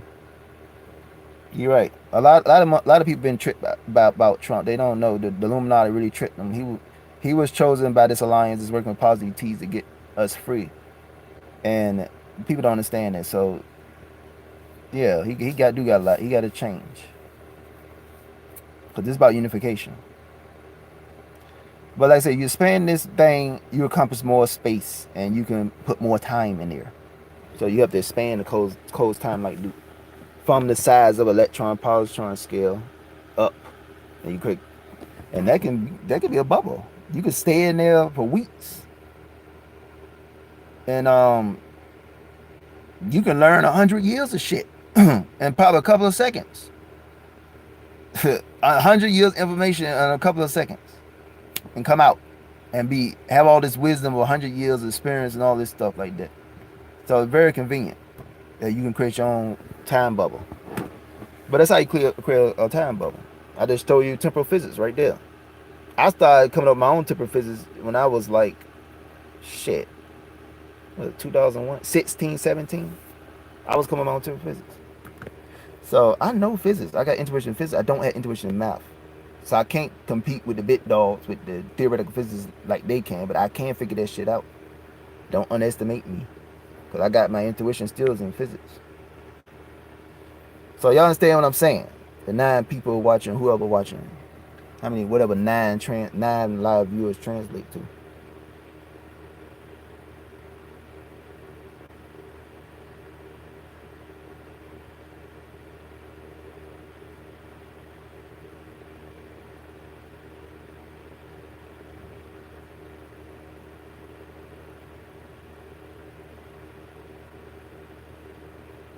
Oh yeah, that path, the other path is called the propagator, which is the amplitude, square amplitude probability of scattering. The probability of scattering, that's what that is, at the vertex, called a propagator in quantum field theory.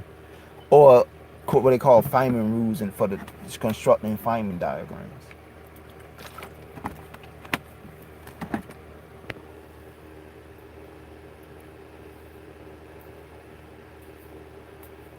So y'all understand what the fuck I just was said? When I talk about how to create your own isolated bubble pocket of time and space in third density. You use antimatter, because a positron is just an electron going back in time.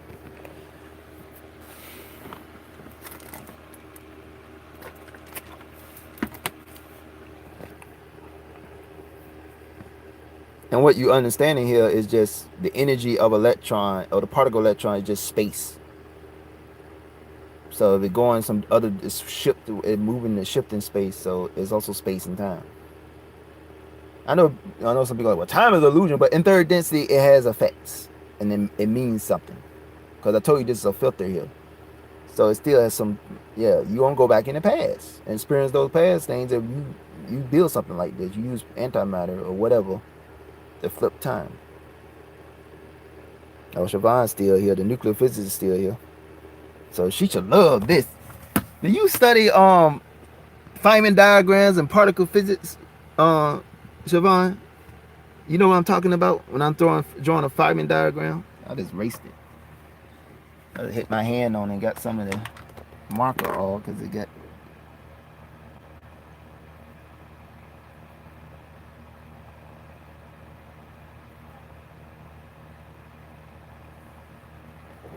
That should be different colors and stuff to represent different particles that come off. But they got like 90 damn particles. They got a lot of goddamn colors you want to use.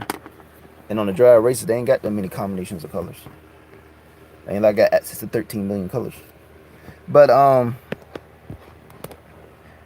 yeah, that's particle physics. That's a Feynman diagram I drew. That's particle collisions, particle physics. You know, that's temporal physics with the CTC, the closed time-like curve, using two antimatter positron and a regular electron, and you create your own space-time bubble to isolate yourself. And when you create your space-time bubble, you decouple from the density you're in, or the universe.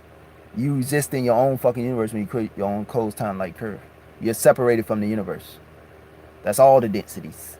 You're separated from the whole universe. You basically become a pocket in space and time. And you separate yourself. You basically get yourself out of phase with the universe. You don't vibrate. Until you turn it off, then you're decoupled with the universe again. So you separate it. So like I said, you can stay in there for whatever long you want. You can learn 100 years in a few seconds of training and all that. Like, this is how it be from your perspective. Now, you were like, well, what the fuck you talking about? That don't make any sense. But this would be from your perspective.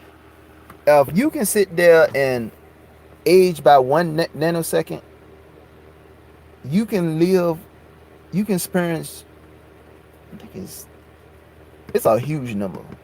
It's like, I think it was like 24, 18 zeros. I think it was, I don't know what the psi unit number it is, a septillion, probably octillion, septillion years you can live through, and you just age 1 nanosecond. That's how your perception of time will be.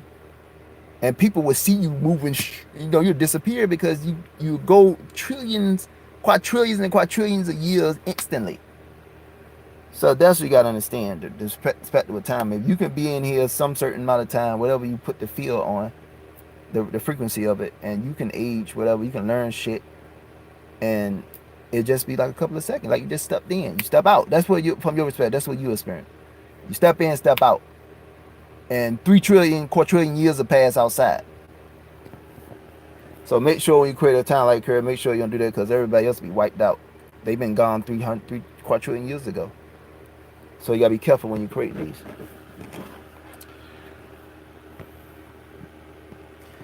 So you understand my lecture I just gave you? I'm still talking about Disclosure Fest and Unity Country, but I had to try some physics for y'all. Because y'all need to understand these things. I told you need to understand third density, how it works until we get the fuck out of here. You can't get out. If you're driving in a car, you can't get out the car on the damn, the hood of the car. If you don't understand how the car works or whatever. You know, I'm trying to think about knowledge. You get out the hood of the car, you know the density. But who's driving the fucking car? You're still in there. You know, so you gotta understand. This is what I'm saying. You gotta understand this. These are the filters. Physics is the filters of your powers that you can't get access to. Because you can't bring 11 density reservoir of energy. It will destroy this whole density. It's too much energy. Because I told you earlier, a nuclear bomb can do damage in 4th and 5th density. So a nuclear bomb is even powerful. They were dropping over Hiroshima and Nagasaki. It was doing damage in 4th and 5th density and wiping out life and all that stuff and injuring life, whatever. That's what the Germans warned Alex Carrier about. That's why the ETs are here. They stop nuclear weapons because they shit getting destroyed. Where they at? We getting hit. So let's say because those energies, I mean those densities are exponentially powerful than the next one, the next level down. So let's say that a nuclear bomb is like a hurricane hitting, or a category 1 or 2 hitting in 5th density or something. You know, or I mean a 4th density. Then it might be a category 1 and 5th density, but like I said, that's exponential jump. It ain't gonna be that. That ain't gonna be the right comparison. Those energy reservoirs are exponential.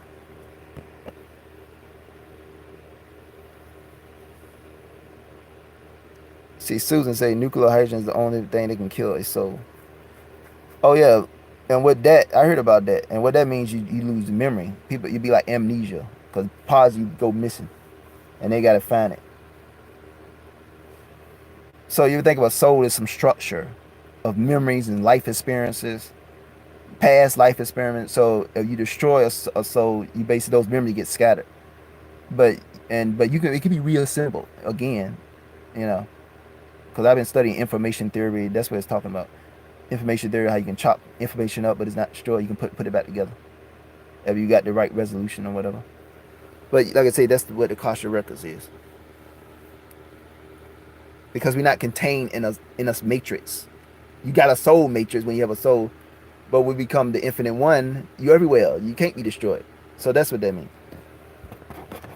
So you just have amnesia of past lives until you get their memories back and find them. So basically, like, you drop some marbles, you got to go find the last marble, put them back together, and then you get your memory back. But you talking about a streaming amount of, you know, information that you got to go look for. That's what happened with Maldat. The civilization on Maldat, when the planet blew up, and whatever the fuck blew up was using nuclear weapons. Well, it became nuclear weapons because the energy used, and the random energy and radiation from the thing blowing up. Some of the stuff, material was radioactive. It probably wasn't a nuke that did it. Probably some other stuff while it was blowing up. But they got trapped for 500,000 years, and a lot of ET groups can come and rescue them. They couldn't hear them for 500,000 years because the planet blew up, and they was floating as disincarnate spirits, probably going between densities or in between density, whatever. They couldn't find them for 500,000 years. So they was suffering and streaming and stuck in this whatever the fuck they was in, their own reality. I don't know, but they was stuck in fear though. They was in fear, so they really was. And this is what the Unity Country come in. And when you fearful, you don't want to work with nobody. You don't trust people. You ain't coming together. You don't want to help nobody. You want to stay away to yourself. When you work in the Unity Country, you want to come together. You want to be friends. You want to hang out. You know. You don't want to be fake and say, "Oh, you just my Facebook friend." I'm not gonna. We ain't gonna fucking hang out. I'm not tell you where I live. That's the distrust. So what happened with Maldat, they wasn't a lot of fear, so they was cutting each other off because they was believing in certain things. What happened with the destruction? So they was stuck for 500, because a lot of people was confused. So 500,000 years, whatever the suffering they was doing, they was stuck. They couldn't hear them. But when they finally got to them, they reincarnate them back as the Neanderthal and stuff, the Medekians. A lot of them became the Neanderthals. to deal with their trauma from the destruction of the planet. So they incarnate as Neanderthals. So there was a low conscious state because they was in a fear state. So that's what happened with Malday. If you get that's where in the nuclear explosion they will take the souls out of the bodies. They'll snatch them out. They don't risk that because they're not trying to be scattered and going across the universe to find all the information when a soul get destroyed and when the soul matrix get destroyed. Like I said, your conscience don't get destroyed. It just get, scattered, and you be like amnesia. There's certain past lives you won't remember or something. Depends on what density you're in. I don't know how it fucking works. I probably can't understand this shit because I'm in third density, so I gotta wait till we go up there and see how that works. But that's how they be interpreting it here. But like I said, it'd be like amnesia, and I can kind of imagine how it works because I got dreams where I can't fucking tell that they actually dream. They seem real. Like I be doing what I'm doing right now with the same lighting. It ain't no black and white. It ain't dark and foggy. No, I got dreams that look just like this. I could be dreaming right now. I wouldn't know it. I had dreams like that. I had woke up in one dream, woke up in another one. I didn't know I was dreaming. I thought I was when I finally woke up. And when I finally came back, I'm like, what the fuck going on? And we're going through different dreams that was really good dreams. I was happy and everything was going well. I had people that I care about. I knew things about them. I knew shit. I was drawing some physics that I don't even fucking understand, but I understood it. I had the awareness I did understood. I couldn't bring that information back. Like the shamans can bring information back from the whatever the fuck dreams are. But I think dreams you connect with, well, you do a more higher connection with source or whatever or something like that. But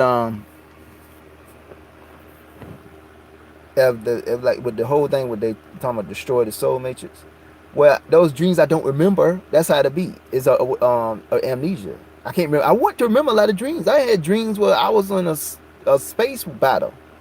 I was a starfighter pilot. It was real as shit. I didn't want to wake up. I want to remember that. Just like when I went to the Scotia Fest yesterday, I want to remember all the people I met, but I can't remember all of them. So I just said I'm gonna send you a Facebook. I'm on Facebook. I ain't want to forget those people that I met. I think I got about 90% of them. This one person I am still missing. I ain't sent no friend request to. I don't know who he is. I never got his name. Cause we were meditating and we were talking about shit, but we never exchanged names. But it's one of my friends, so I probably get him. So I probably get all of them that I met. But I won't be remember all of them if I didn't have the Facebook and all this stuff. And I'll forget that person. Won't meet them again probably several lifetimes. But like I said, I value the memories I have.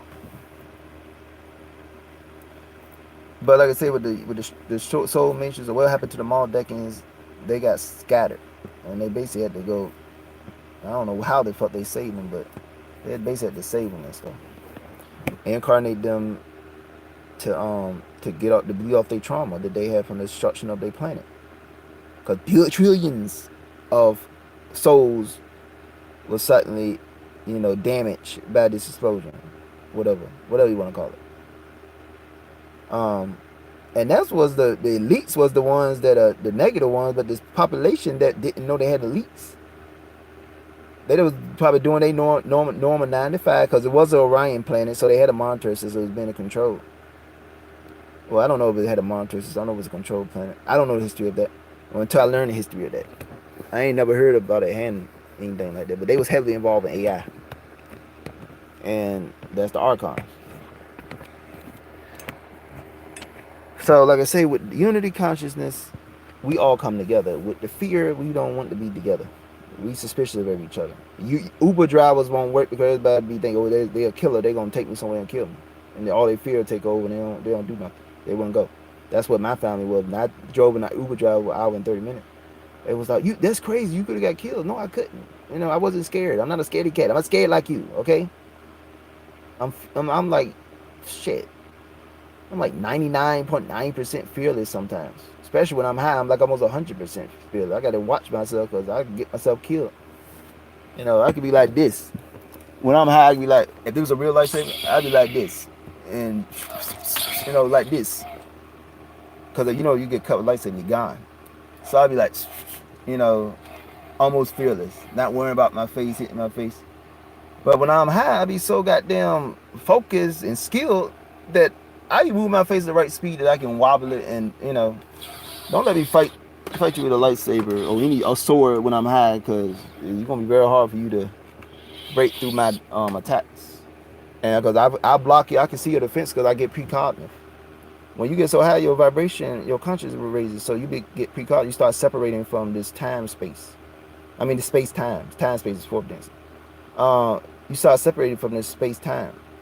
You start decoupling, and you can get precognitive abilities. So I was fighting my nephew when I was high. He couldn't break through my defenses. I was blocking all his things. He was out there panting because I was. Well, to me, he was moving slow as shit. Like time was slowing down. I was so focused. I could see I could feel where he going to strike at. I could see and feel where he going to strike at.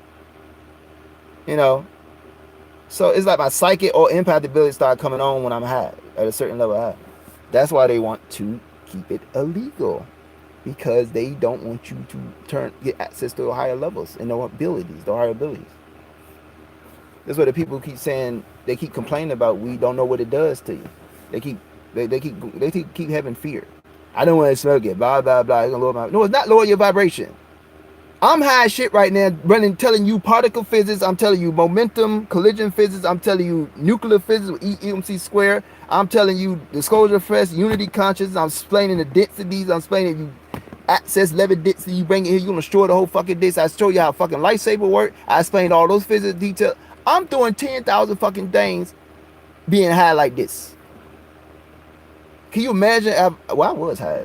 Everybody was getting high at Disclosure Fest. We was all high. We didn't go in there with the same conscious vibration that we came in there with.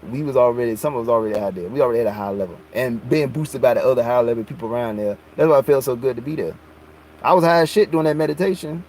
I saw these colors and these like a kaleidoscope geometry structure was moving and stuff. And a woman was painting during the meditation. Everybody reported the same experience, the same color palette we were saying, and she painted it in the damn thing. That shit was amazing. So it's like she was just getting feedback from the energies, and she let the energies of the meditation control her painting, and the shit was amazing. But I'm high as shit. I just explained particle physics, all this shit to y'all. Temporal physics, I forgot about that, temporal physics. So can you imagine why they want to keep it illegal? If I can do this, I can write me a thesis in 1 fucking hour. The greatest fucking work. If I get the right amount. So you understand, that's why they keep it illegal. So they trying to stop you from becoming X-Men. That's why they keep this shit illegal. I even read people's minds before on some certain week. I was reading some people's minds. Motherfucker was sitting here talking. I heard 2 different voices coming from. I thought I was just tapping to another timeline, but I kept seeing them, their mouth won't move, but I heard something come from them like their mouth did move, but their mouth didn't move. I said, wait a minute, I'm reading their fucking mind, because every time the other voice I heard, it was some embarrassing shit they were saying. I said, why are they saying this in public? And I'm looking around like, why nobody ain't reacting to this? I said, I'm reading this motherfucker's mind. It took me 6 months to realize that. And I was on some damn loud and stuff.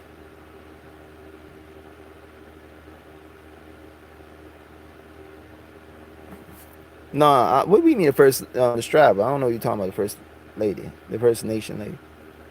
But like I said, I was reading people's minds. Actually reading the people's minds in here. I read all their fucking minds. And it wasn't like the echo like they do in the movies or the TV shows. It was like you hearing them talk right now at a distance. Their mouth ain't moving, but you hear voices coming to them at the right position. Like it came from their mouth, but their mouth ain't moving. So the mind thoughts are like in a higher density.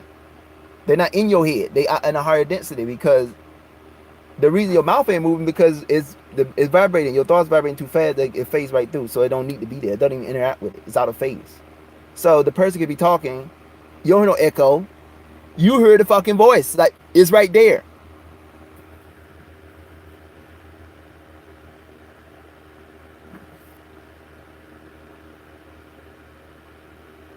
What side are you, left or right? And that'll be your 3 o'clock or 9 o'clock position, and you was an Air Force pilot. Because when I was 15, I wanted to go to flight school, and I supposed to be a fighter pilot. I was going to be a fighter pilot. Now, since I know we got the secret space program been in existence, I want to be a starfighter pilot. And yeah, I met the man who made these books yesterday. So let me pull that up. I don't think I got it in this one. Let me see. I got it on my wall. I met the man who made these books yesterday.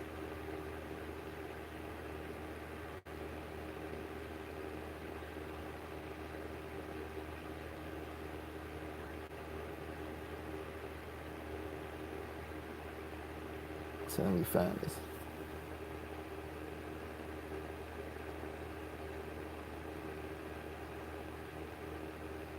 Yeah, there you go. Michael Salla. Yeah, with Dr. Michael Salla, this is the guy that I be showing his books.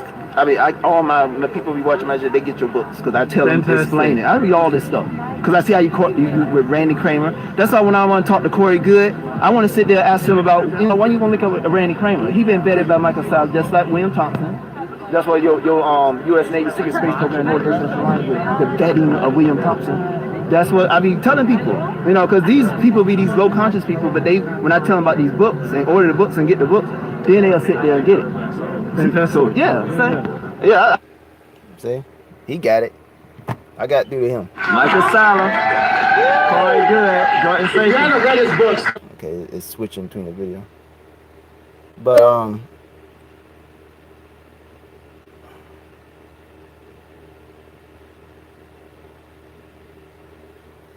let me put this other phone. I'm about to go out of. Hold on. I ain't even got the earphones in.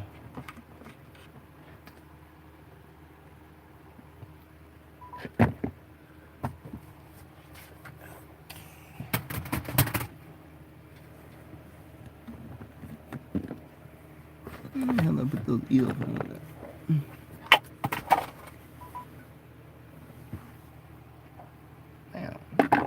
Trying to find my earphones for y'all so I can hear you better. Well, I mean, you can hear me better. That's what I mean, because I got a mic on.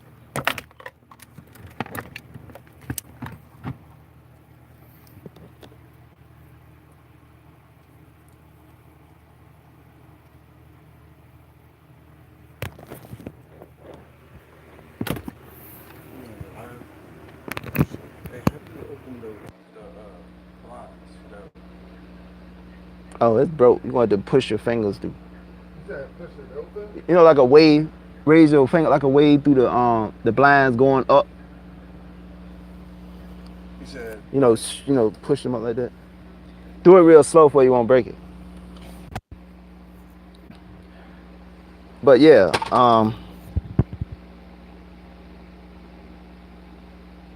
Steve Cerfalo. Who is that? I don't know everybody. I don't know who that is. I don't remember no Steve. I remember Andrew, but Andrew on my friend list now. He probably watching this live, but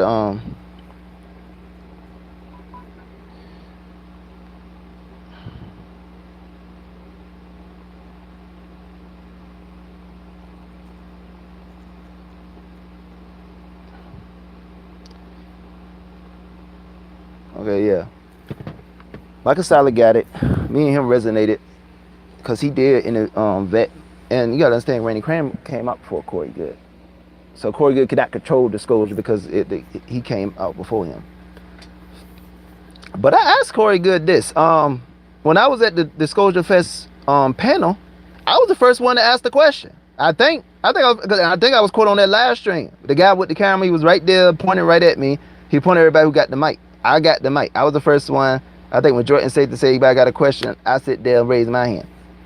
And I asked Corey Good, I said, why you don't work with Randy Kramer? He was vetted by Michael Salla. Michael Salla sitting right next to Corey Good. Michael Salla know.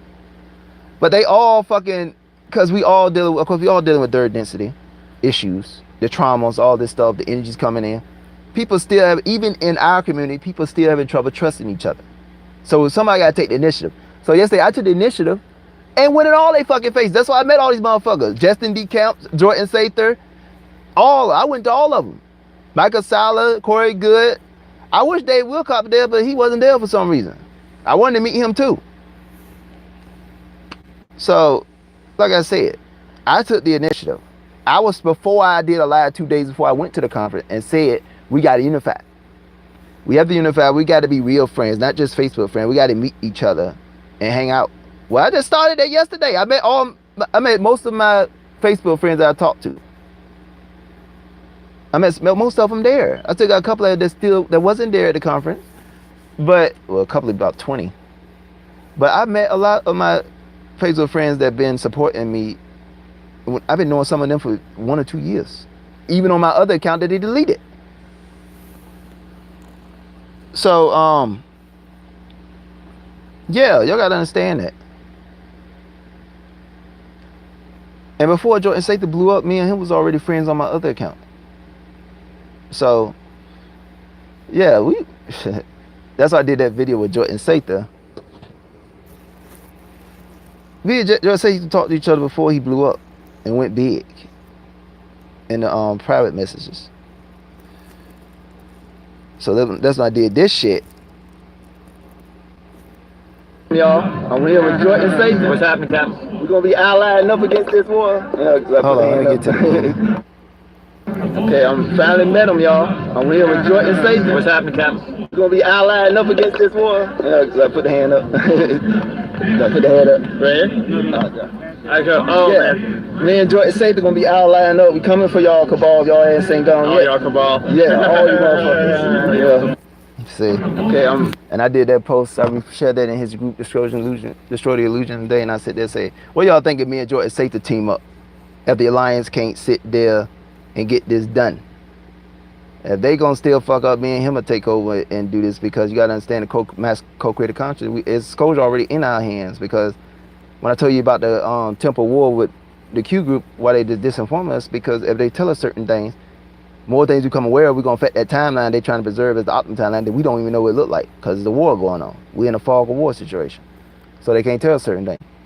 So the Alliance can't, deal with this. Me and Jordan Sather can do this shit and take these motherfuckers down. He's the light worker and the reporter. I'm the warrior chopping motherfuckers up. So that's the yin and yang. Harmony. So there you go.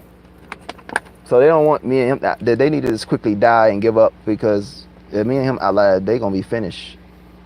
Probably, a week.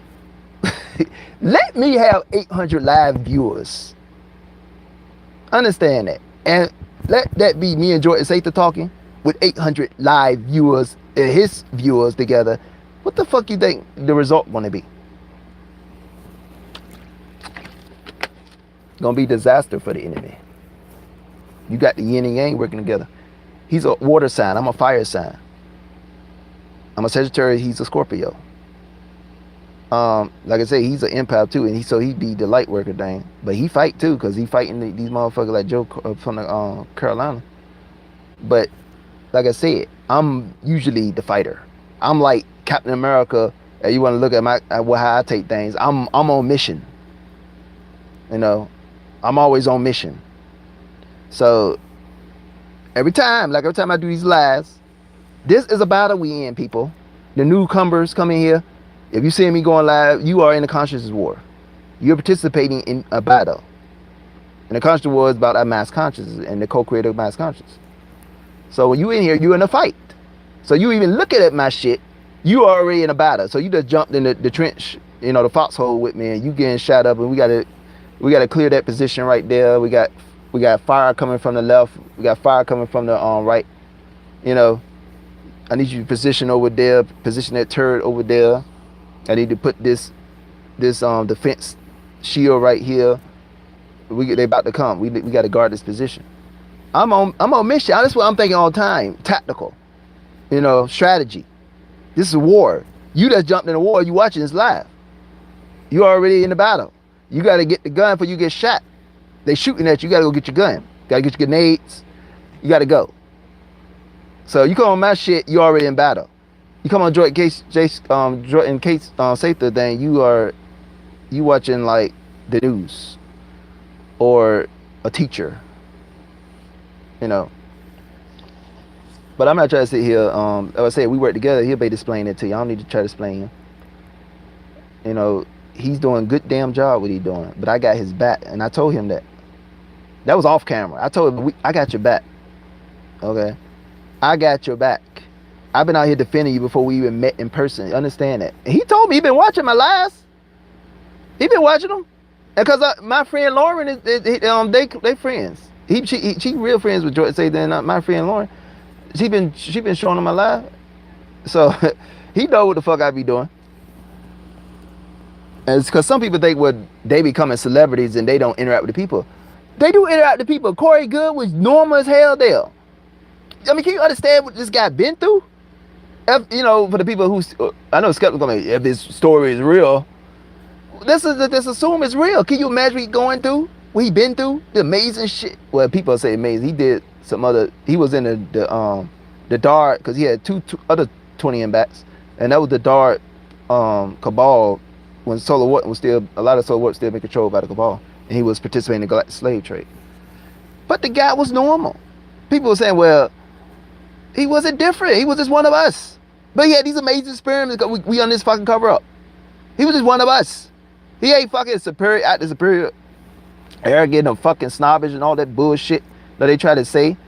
Jordan Sage was cool too, like he on the fucking street. So, you know, they always try to sit there and put these names up there, like I said, but I've been defending Jordan Sage and Corey Good before they even fucking came, before I even met them since yesterday. I was already defending them. I had to defend them. It was nothing there for me. They didn't know me for nothing. They just met me yesterday. I've been out there defending them because I got their back. Cause I'm meeting my comrades in a war, in the ET Disclosure War, when I go meet them in person.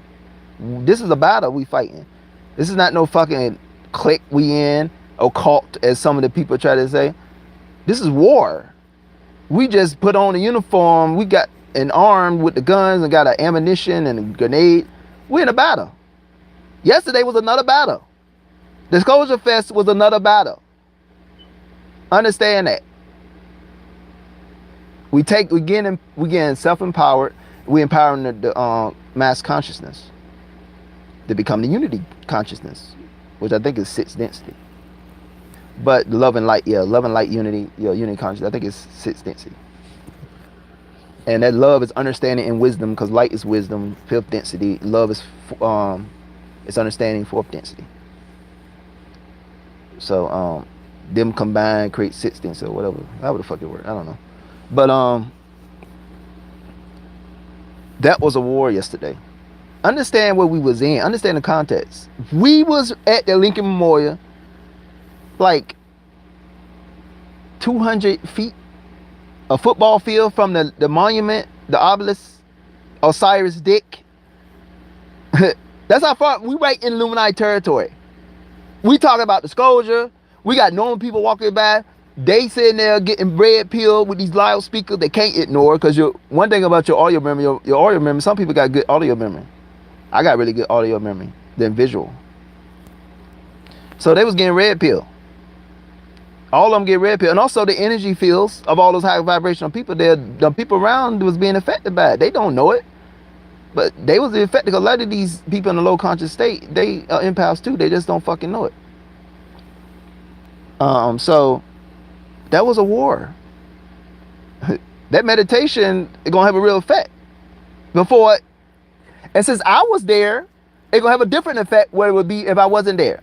And I'm not trying to say I'm more powerful or whatever, but that's like, it just talk about the math. Additional soul is there. And all of us got different experience. Some of us might be higher level and whatever, different experience that we're gonna add to the cooperation of the co-creative consciousness. That co-creative consciousness was working there, all those people there. And the low vibrational people who was getting influenced by the message, by the people around them. They didn't even know they was getting influenced by the people around them because they didn't understand. Then you had ETs out there. You don't understand, ETs coming. If you got Corey Good out there who's a blue avian, understand this.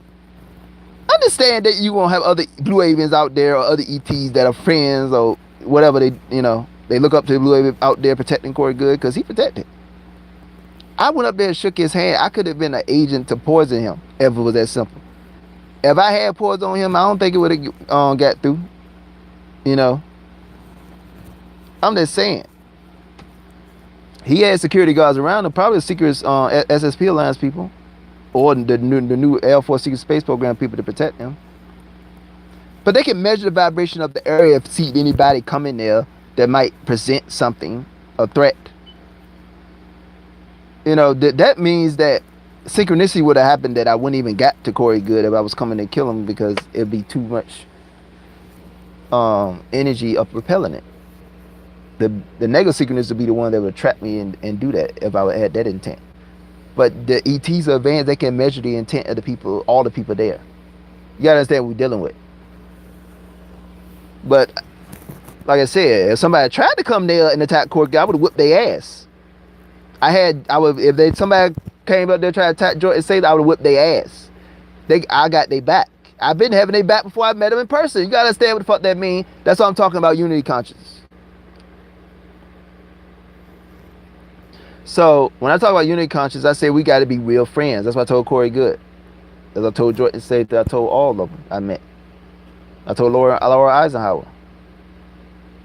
Unity consciousness, we got each other backs. This is a war. We're gonna protect each other from the low conscious people that try to, you know. 'Cause we had a heckler there. So we had one heckler. I saw one heckler. But I got their backs. If somebody had came up there and tried to attack Jordan State, I would have whipped their ass without thinking about it. And I was high, so I was already. If I wasn't real skilled with all this martial art be practicing, I become a master. If I'm on whatever the fuck, I was smoking different shit out there. It wasn't just loud. I was smoking all types of shit, liquid. I mean, everybody was getting high. Come on. We were having fun. We were free spirits. It was like Woodstock without the sex, because people were just meditating. But the shit was very fun. It was energies around there. I felt people energy by getting hugs. I felt being around people. I had nice energy. I saw people that I didn't even look, physically didn't look attractive to me, but energetically I liked being around them. So it was and I bet you there was some ETs there, which the reason why. But because they go to these conferences, they go to a lot of them. Almost everyone they go with them, because they got something invested in us waking up. Because since the Batala incarnated here, they like a parachute to these other ET groups that are trying to ascend to their next level. So every time they try to ascend, they got this heavy weight pulling them down, because the Batala locked in third density. Well, a lot of Batala locked in third density, so it's creating some kind of imbalance or disharmony. So they can't ascend. So the ETs are there trying to make damn sure we wake the fuck up.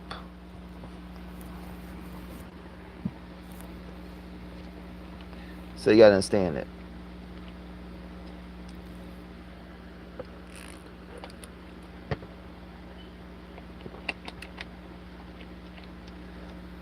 But unity consciousness, we got to meet each other. I initiated that yesterday. I didn't tell them I was coming. I surprised all of them, because surprises are good, you know. They had no idea I was coming. I made their fucking day, some of them. They had no idea I was coming. So I made their day. Because if I didn't go there, I wouldn't be there to make their day. And you saw how aggressive I was. You know, how extrovert I was. I don't even usually be that extrovert. I can be introvert a lot and be to myself alone. But I was all in their faces. Like, come on, we taking a picture. We taking a video. I'm doing an interview. I don't know if I'm gonna get an opportunity to see you do this again. I'm gonna take advantage of this. But I just didn't take advantage for selfish reasons. I was helping out the people there. A lot of people was confused. Like I said, when I asked Corey Good about the Randy Kramer, he was like, I don't want to sit there and do any of that, because I go talk to the SSP Alliance to see which is which. I'm not trying to be vetting everybody. I just try to stick where I can talk to the SCP line. They can tell me who these people are, because they're in different projects. Randy Kramer is a different project that Solar One didn't know about. Jason Rice is a different project that Solar One didn't know about, the Dark Fleet. So they're in different projects. So you got this mistrust going on. A lot of them infighting. Yeah, let's talk about the infighting. Well, the infighting, of course, is being spurred by the desperate dying cabal. And we need to unify. So when I said that they was all looking confused at me. All of them up there on the panel. They were looking confused at me because they didn't know what to say. They never thought about this. Let's link the fuck up with the people that got different programs they was in that you don't know nothing about, so you know we could trust the person if he's real or he's an enemy. Let's try to learn how to trust each other. Like when I took the fucking Ubers with a stranger for an hour and 30 minutes. Like I said, I had a knife just in case anything happened because I'm a light warrior. I'm a warrior. I'm a warrior first. You know, I can switch. I could be a lover first or I could be a warrior, but I'm a warrior first and a lover second. I can switch it around though. I'm a mutable sign. I'm a Sagittarius. But I was prepared. If anything was going to go down, it was going to be a fight to the death. Understand that. I went on an adventure yesterday. So I was prepared for anything. I was armed. So it'd be like if I had my lightsaber. I wish I had a lightsaber. I already told you I know how to build the physics of a lightsaber. I could have one if I had the resource. This can actually be real. So I could have just had this yesterday. You know, motherfucker tried something. Boom. If there was a real lightsaber, I was ready. I was armed. I ain't need armor because I do know martial arts. But like I said, I know how to disarm somebody with a gun. I know how to take the knife out, block the knife away, divert the knife away so it won't cut me, and disarm them on the knife. So I was ready. But I was on an adventure because we was in a battle yesterday. That's why I took it. The intent, I came there with unity conscious, but the intent, I know a lot of light workers are here. A lot of naive light workers are here. So I said, I'm going to go in here and show them what a light warrior is. Because a lot of people light warriors like taboo. They don't want to talk. They don't want to have no conflict or warrior. You know, no war. You talk, like I said, Siobhan ain't here no more. She probably went somewhere. But me and her had conflict all the time. She's a light worker. I'm a light warrior. She don't want to do no conflict. She want to do, let's make love and love them, heal them and all this. I'm like, no, we got to fight. We got an enemy. We got to fight. No, we all won, you know, blah, blah. We get in a conflict. Because I got to remain biased. I don't care what you believe in from source, where you get your information from. I can't just trust you blindly and not question what you say. I don't care what fuck you getting from source or whatever, or 2 other sources from other 3 universes or 50 universes you get your information from, of information. I got to remain biased because there is duality and there's conflict. And like I say, for this universe, I don't know about the rest of the fucking universe. For this universe, the Archons are trying to take over the source of this universe. They trying to become the God in this universe. That's what the worship is. When you can worship source, you be worshiping them. That's a religion. A lot of light workers fall into religion. They start sounding like Christians. So that's what you got to understand about that. I went there as a battle. Everybody else there to chill, smoke weed, and you know, I went there as a battle. I'm ready to fight. Fight physically, fight mentally, fight spiritually, fight consciously, psychologically, whatever it is. And I did. I met a cop. Caught us smoking weed and well, he said, well, it wasn't legal to smoke it, but you can possess 2 ounces and whatever. So he was a order follower, but he wasn't a really asshole order follower. He probably confused and don't know what's going on, because when I asked him, are you there for this event? I mean, do you care about what's going on here? I don't care. I'm just here to get paid. So he's programmed with the Ryan monetary system. Yeah, that's the guy, that cop I told you about, Susan. So remember I told you about that? The cop I told you about, that he was just order follower, like Mark Passio called it. I told you and Lauren that.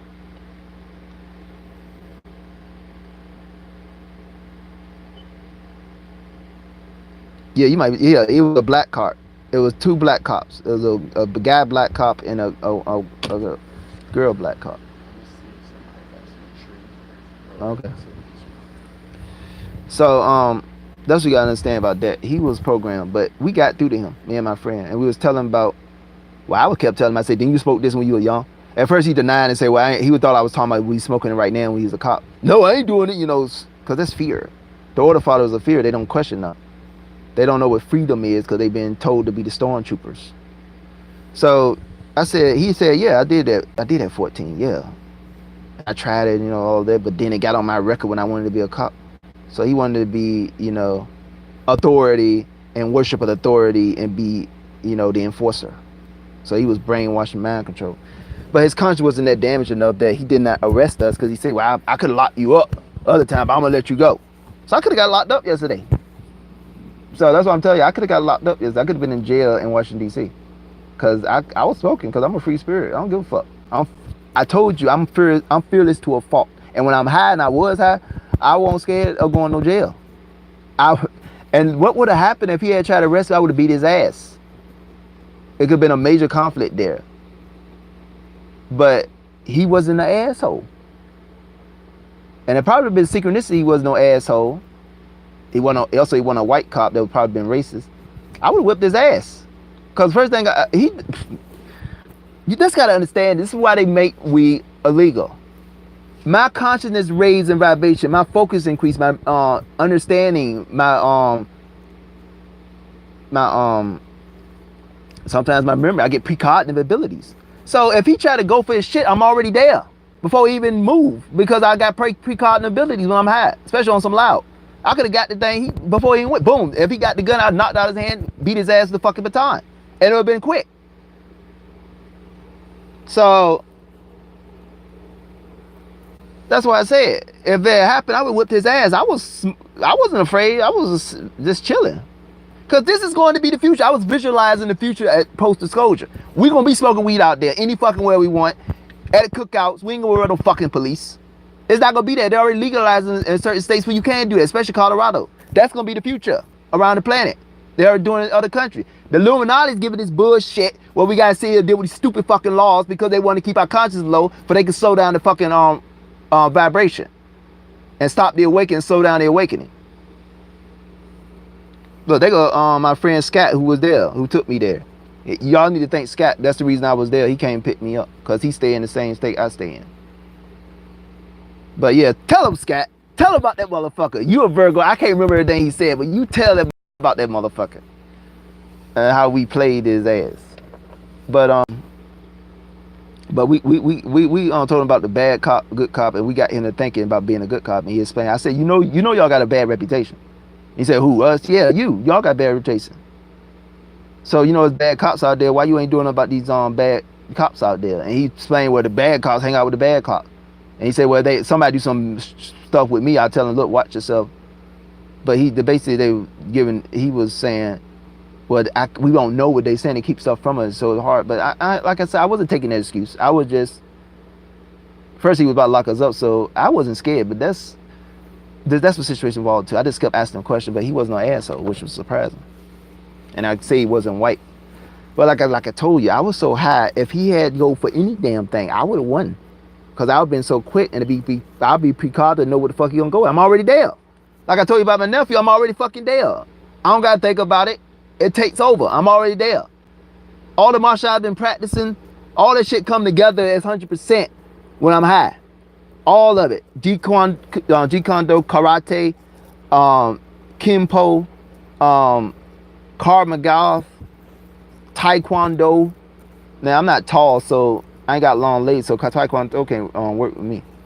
But like I said, all this shit I've been practicing, all those years, I spent like 8-9 years doing that, teaching myself this, watching videos and just practicing myself. Because I sit there be teaching myself the philosophy of combat. Like, why is you fighting? Why are you blocking this hand? Why are you blocking this way? Why are you doing this? I'm just explaining all that. So I know that. That's how I teach my nephews. Let me see if I got some video up here of my nephews when I was training them. So let me see, where the fuck are those videos at?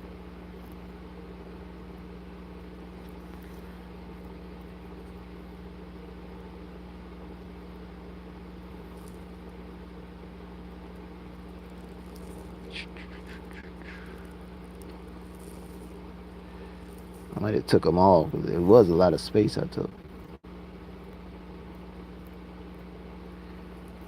Okay, that might be on another. It might be on a hard drive. Yeah, I might have put it on another thing, but I have videos in here of my nephew training them. This was some years ago.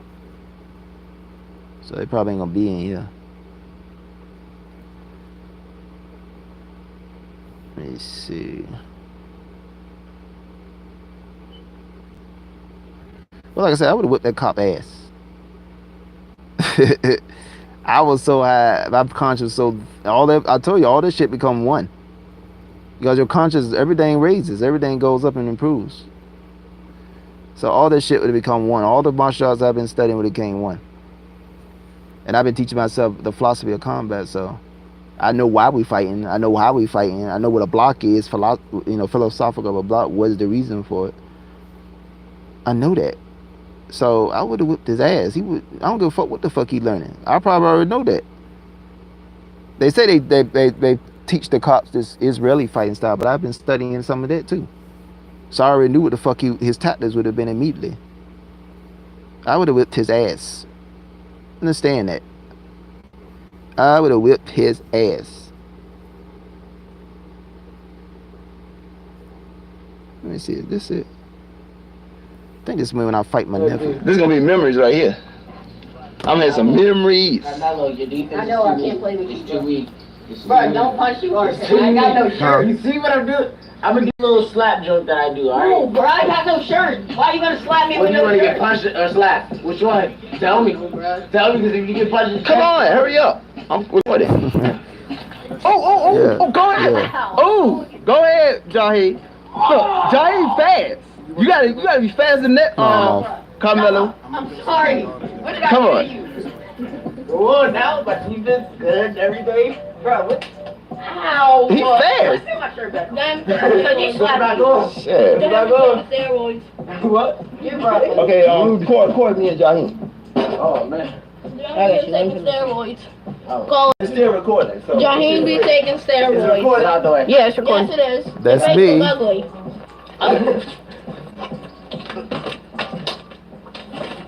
What the fuck? See, you try to go fast, so. Me and you gonna finish this after though. Me and you same class. Me and you the same weight class. That's why. Jermaine, he kind of got you. Yeah, he thought he had me. Don't kill the cameraman.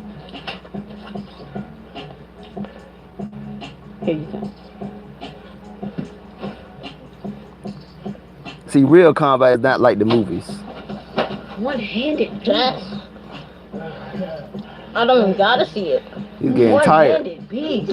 What is that? Watch this shit. I don't know. I think you're doing the Manila Gorilla. Jack the dude stuff. I said, what the fuck you doing? That's his taunt. Oh, you can't wait to see my taunt. I ain't seen this one before. You gotta wait for the right time to strike. Millie rock you, bro. No, he's about to kill you. That ain't no shaking hands. You just try not to die.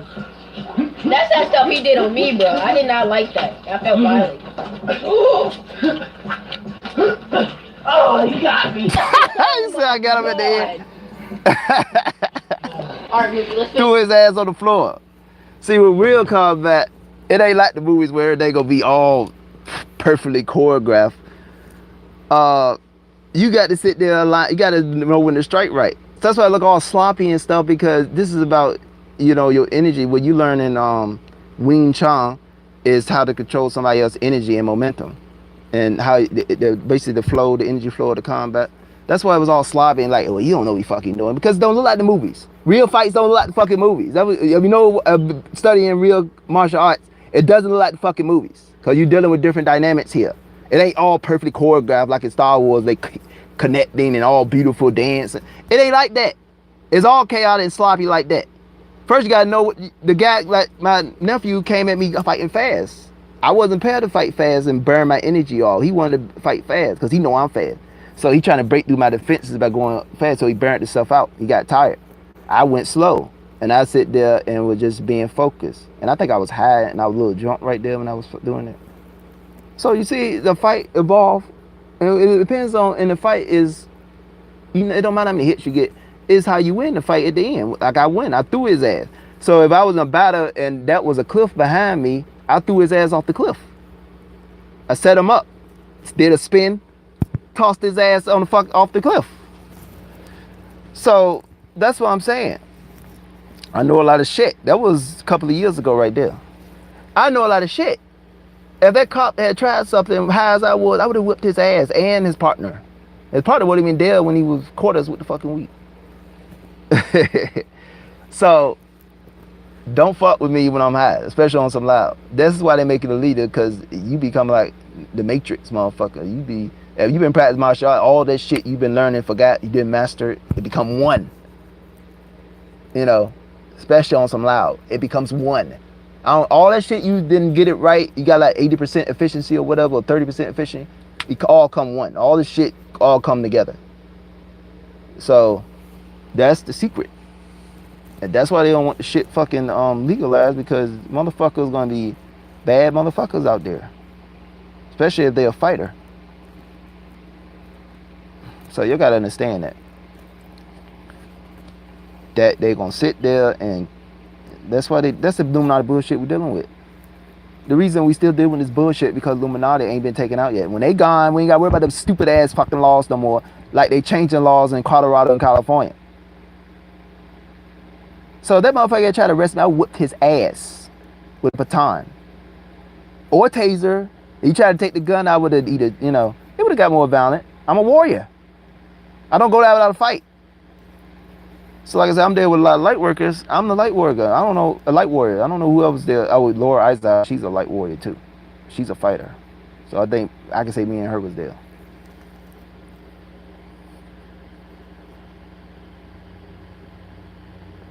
So understand that if he had tried something, that would have been him.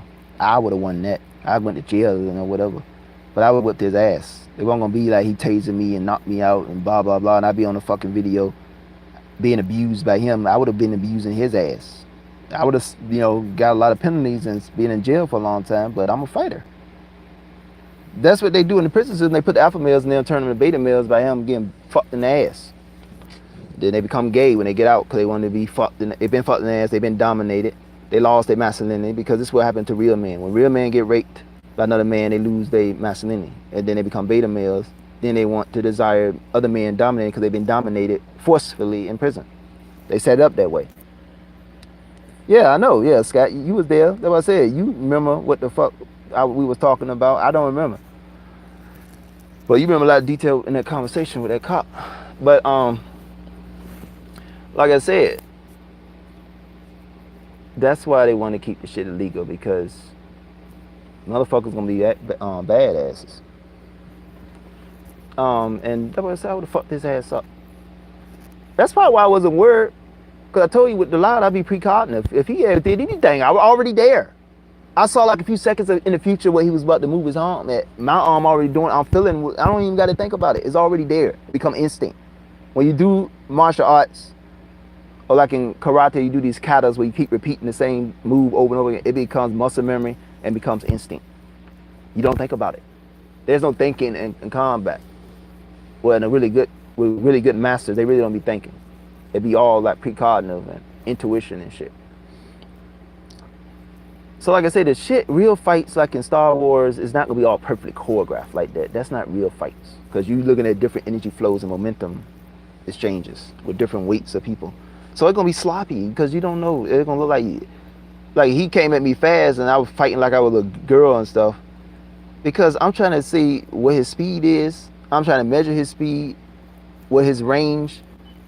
Then I can turn on my shit and start going. So I'm just doing this. I was doing that, but it was still blocking some of his shit. I didn't know what he was doing because he went at me fast. He tried some different shit on me. I had to learn it. That's why the fuck. But you saw I got his ass at the end and tossed it through his ass. I set him up. Thought he had to fight because he thought he was gonna use speed on me, and I used patience. Yeah, angels. Let the weight take some. Yeah. But I tricked my nephew up and got him. He thought he had me. I'm 33. He's, I think he was 15, 14 around that time. Oh, uncle is old. You old and rusty. I say, don't underestimate me, okay? You see how young I look? You think I look fucking old? You think I'm old? You gonna beat me? You gonna try fast speed? You think I'm not learning any fucking new fighting styles? You think I'm just sitting here rotting and deteriorating away? I'm not learning nothing new. You think you just master me like that? Get the fuck out of here. So I had to teach him a lesson. Threw his ass off the cliff. So there you go.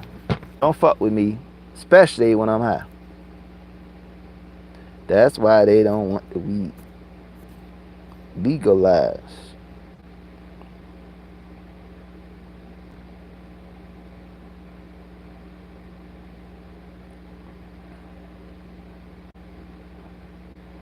Yeah, I took some of those old videos off.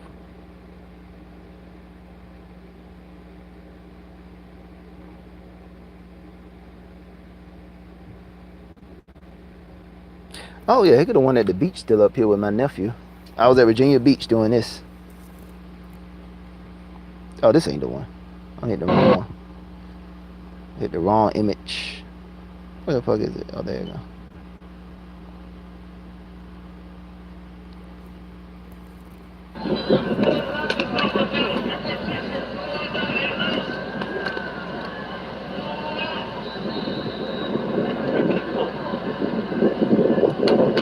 The one with longer hair is me. Nigga wearing the same colors I'm fucking wearing.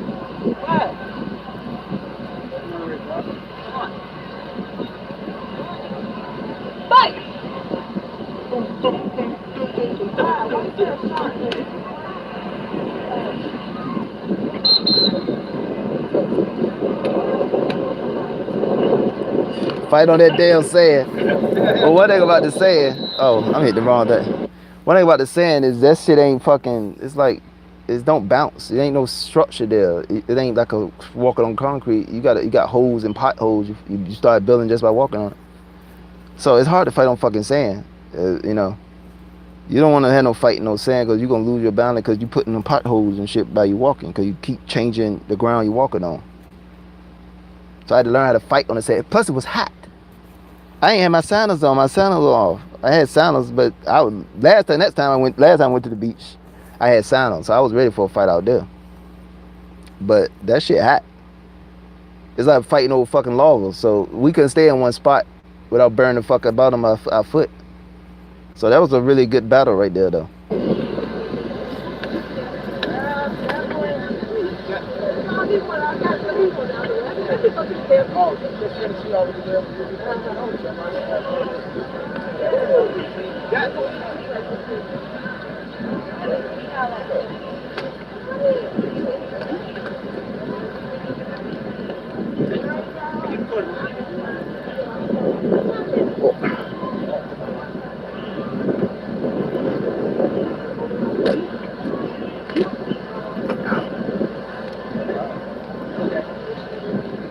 That was good. My mother was recording that. So that was when I was at Virginia Beach. I think about a year ago.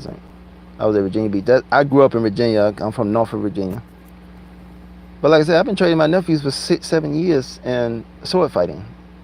They was already learning martial arts themselves, so I didn't need to teach them much there. I just taught them the philosophy of combat. My personal thing I've been working on. So don't fuck with me when I'm high. And I was high there. So this shit was fun. I was having fun fighting my nephew. I have a lot of fun fighting my nephews with swords or martial arts. So I understand. I enjoyed it. Really enjoyed it.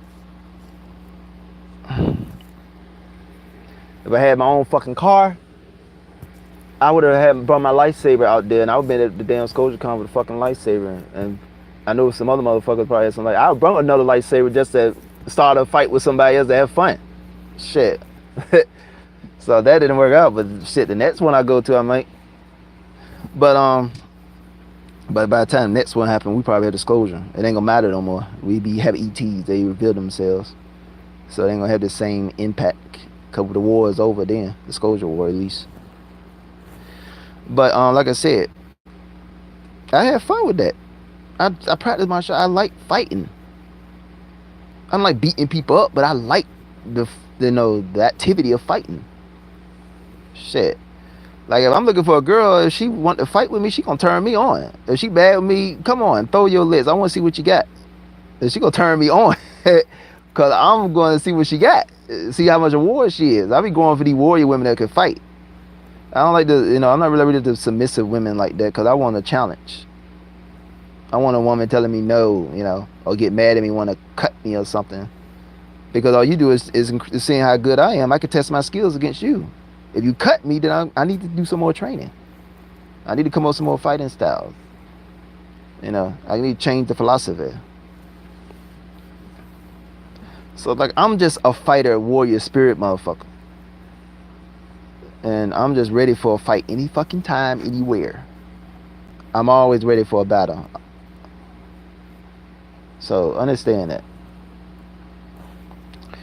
But what time is it? 11 a.m. Well, anybody here, still here, y'all want to ask me some questions, go ahead. I'm done with the Unit Conscious Disclosure Fest, telling you Disclosure Fest and Unit Conscious, we need to come together and become real friends. So all your Facebook friends need to meet them in person, arrange that, hang out, especially fighting for disclosure, we need to unify. So that's all I got to say about that. Y'all can ask me some questions. And we had 2 hours and 45 minutes.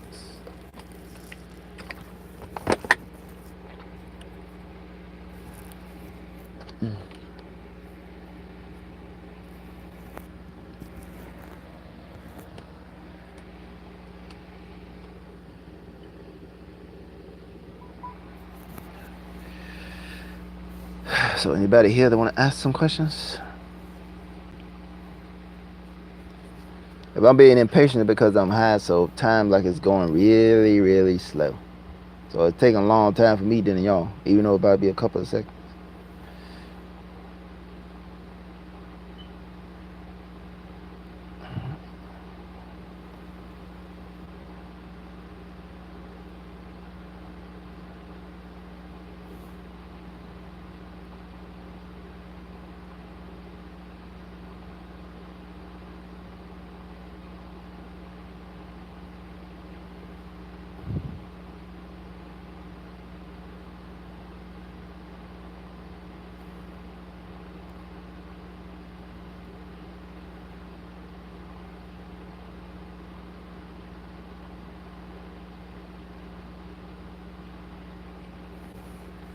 See, that felt like 30 minutes, 2 hours.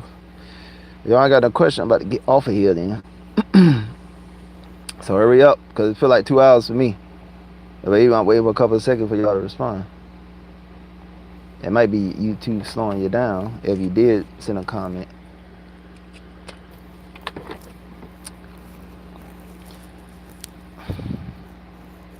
So I got 7 live viewers. I already got 6 likes. I've been live for 22 hours, 47 minutes, 50 seconds.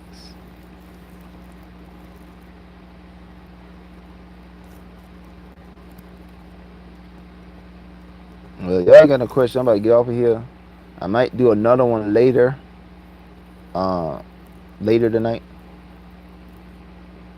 We'll see. It might be some news dropped today, but we'll see. I might be back later. But I sit there and told y'all about how we need to unify, which means make your Facebook friends your real friends, especially if they are in the disclosure movement. They're waking aware. Make them your real friends. Hang out with them. Meet up. Travel together. Help each other. Well, you want to visit me, I'm going to help pay your way or halfway. Or some people pay you all your fucking way if they got a lot more money and they are financially. We need to help each other. That's what I'm saying. Cooperate, help each other, support each other. For unity consciousness, we need to work together. We need to start trusting strangers in the disclosure movement, and not act like low conscious people and think they some creeps or murderers and they're gonna chop me up or they're gonna rape me and turn me a sex slave. Whatever you think your fear is, we need to start trusting each other and unify. And we're gonna bring this house of cards down faster if the Lions don't do it. We're gonna catch them up. It's like we in a race. For disclosure, the Lions right now, they might be at the finish line, but they slowing down. We gonna catch them up because we gonna speed up. And we start unifying and working together. You need to understand that. Like this damn crystal right here that I broke, because the archons create a negative synchronicity, bad luck. Because they don't want me showing you this. This is charged with energy from all the meditation consciousness in that area. Even though this thing is broke, the energy is still in there. I can put it together. It's still in there. You know, it probably been diminished a little bit because it's been broke. It's not together in one solid. I don't know how it works, but this is charged with energy, intention, you know, desires, people, all this shit. This is like a lucky charm, you know, positive reality creation. But you got negative reality you got to continue with, so you got to still deal with that, which is the bad luck. But that means this charge, however long the charge lasts, I don't know. It can be like a you can have less negative synchronicities. You can diminish it, but I don't know the numbers of the quantities of how much you're gonna diminish. But I'm about to get off of here. I already got this uploaded to Facebook, so people are just gonna come pour it in, or they probably be messing with the subscriber number, blocking me, shadow ban. I don't know. Because like I said, I'm just at 115 subscribers. I should be like almost at 200 now. I got like 1,000 plus the followers. I got like 1,000 people following me, and plus the friends. So they should already be over here. A lot of them already should be over here, but it's coming in slow. So when y'all anybody watching this video, you got to subscribe to this channel, and you want to get notification when I go live, because Facebook AI sitting on, or Arconic sitting on, is blocking me from going live on my original account. So that's part of the battle. They knew what they was doing. They had to make sure I couldn't go live at the Disclosure Fest, because I would have went live with Corey Good and Jordan Sather on Facebook, but they blocked me, so it don't matter. So I'm gonna see y'all later, depending on what news happened today. Y'all have a nice morning. Work on, think about what I've been saying about making your Facebook friends in the Disclosure movement your real friends. Hang out with them, meet up like I did with my friends. I meet up with them. I became the example yesterday. So I see y'all when I see you.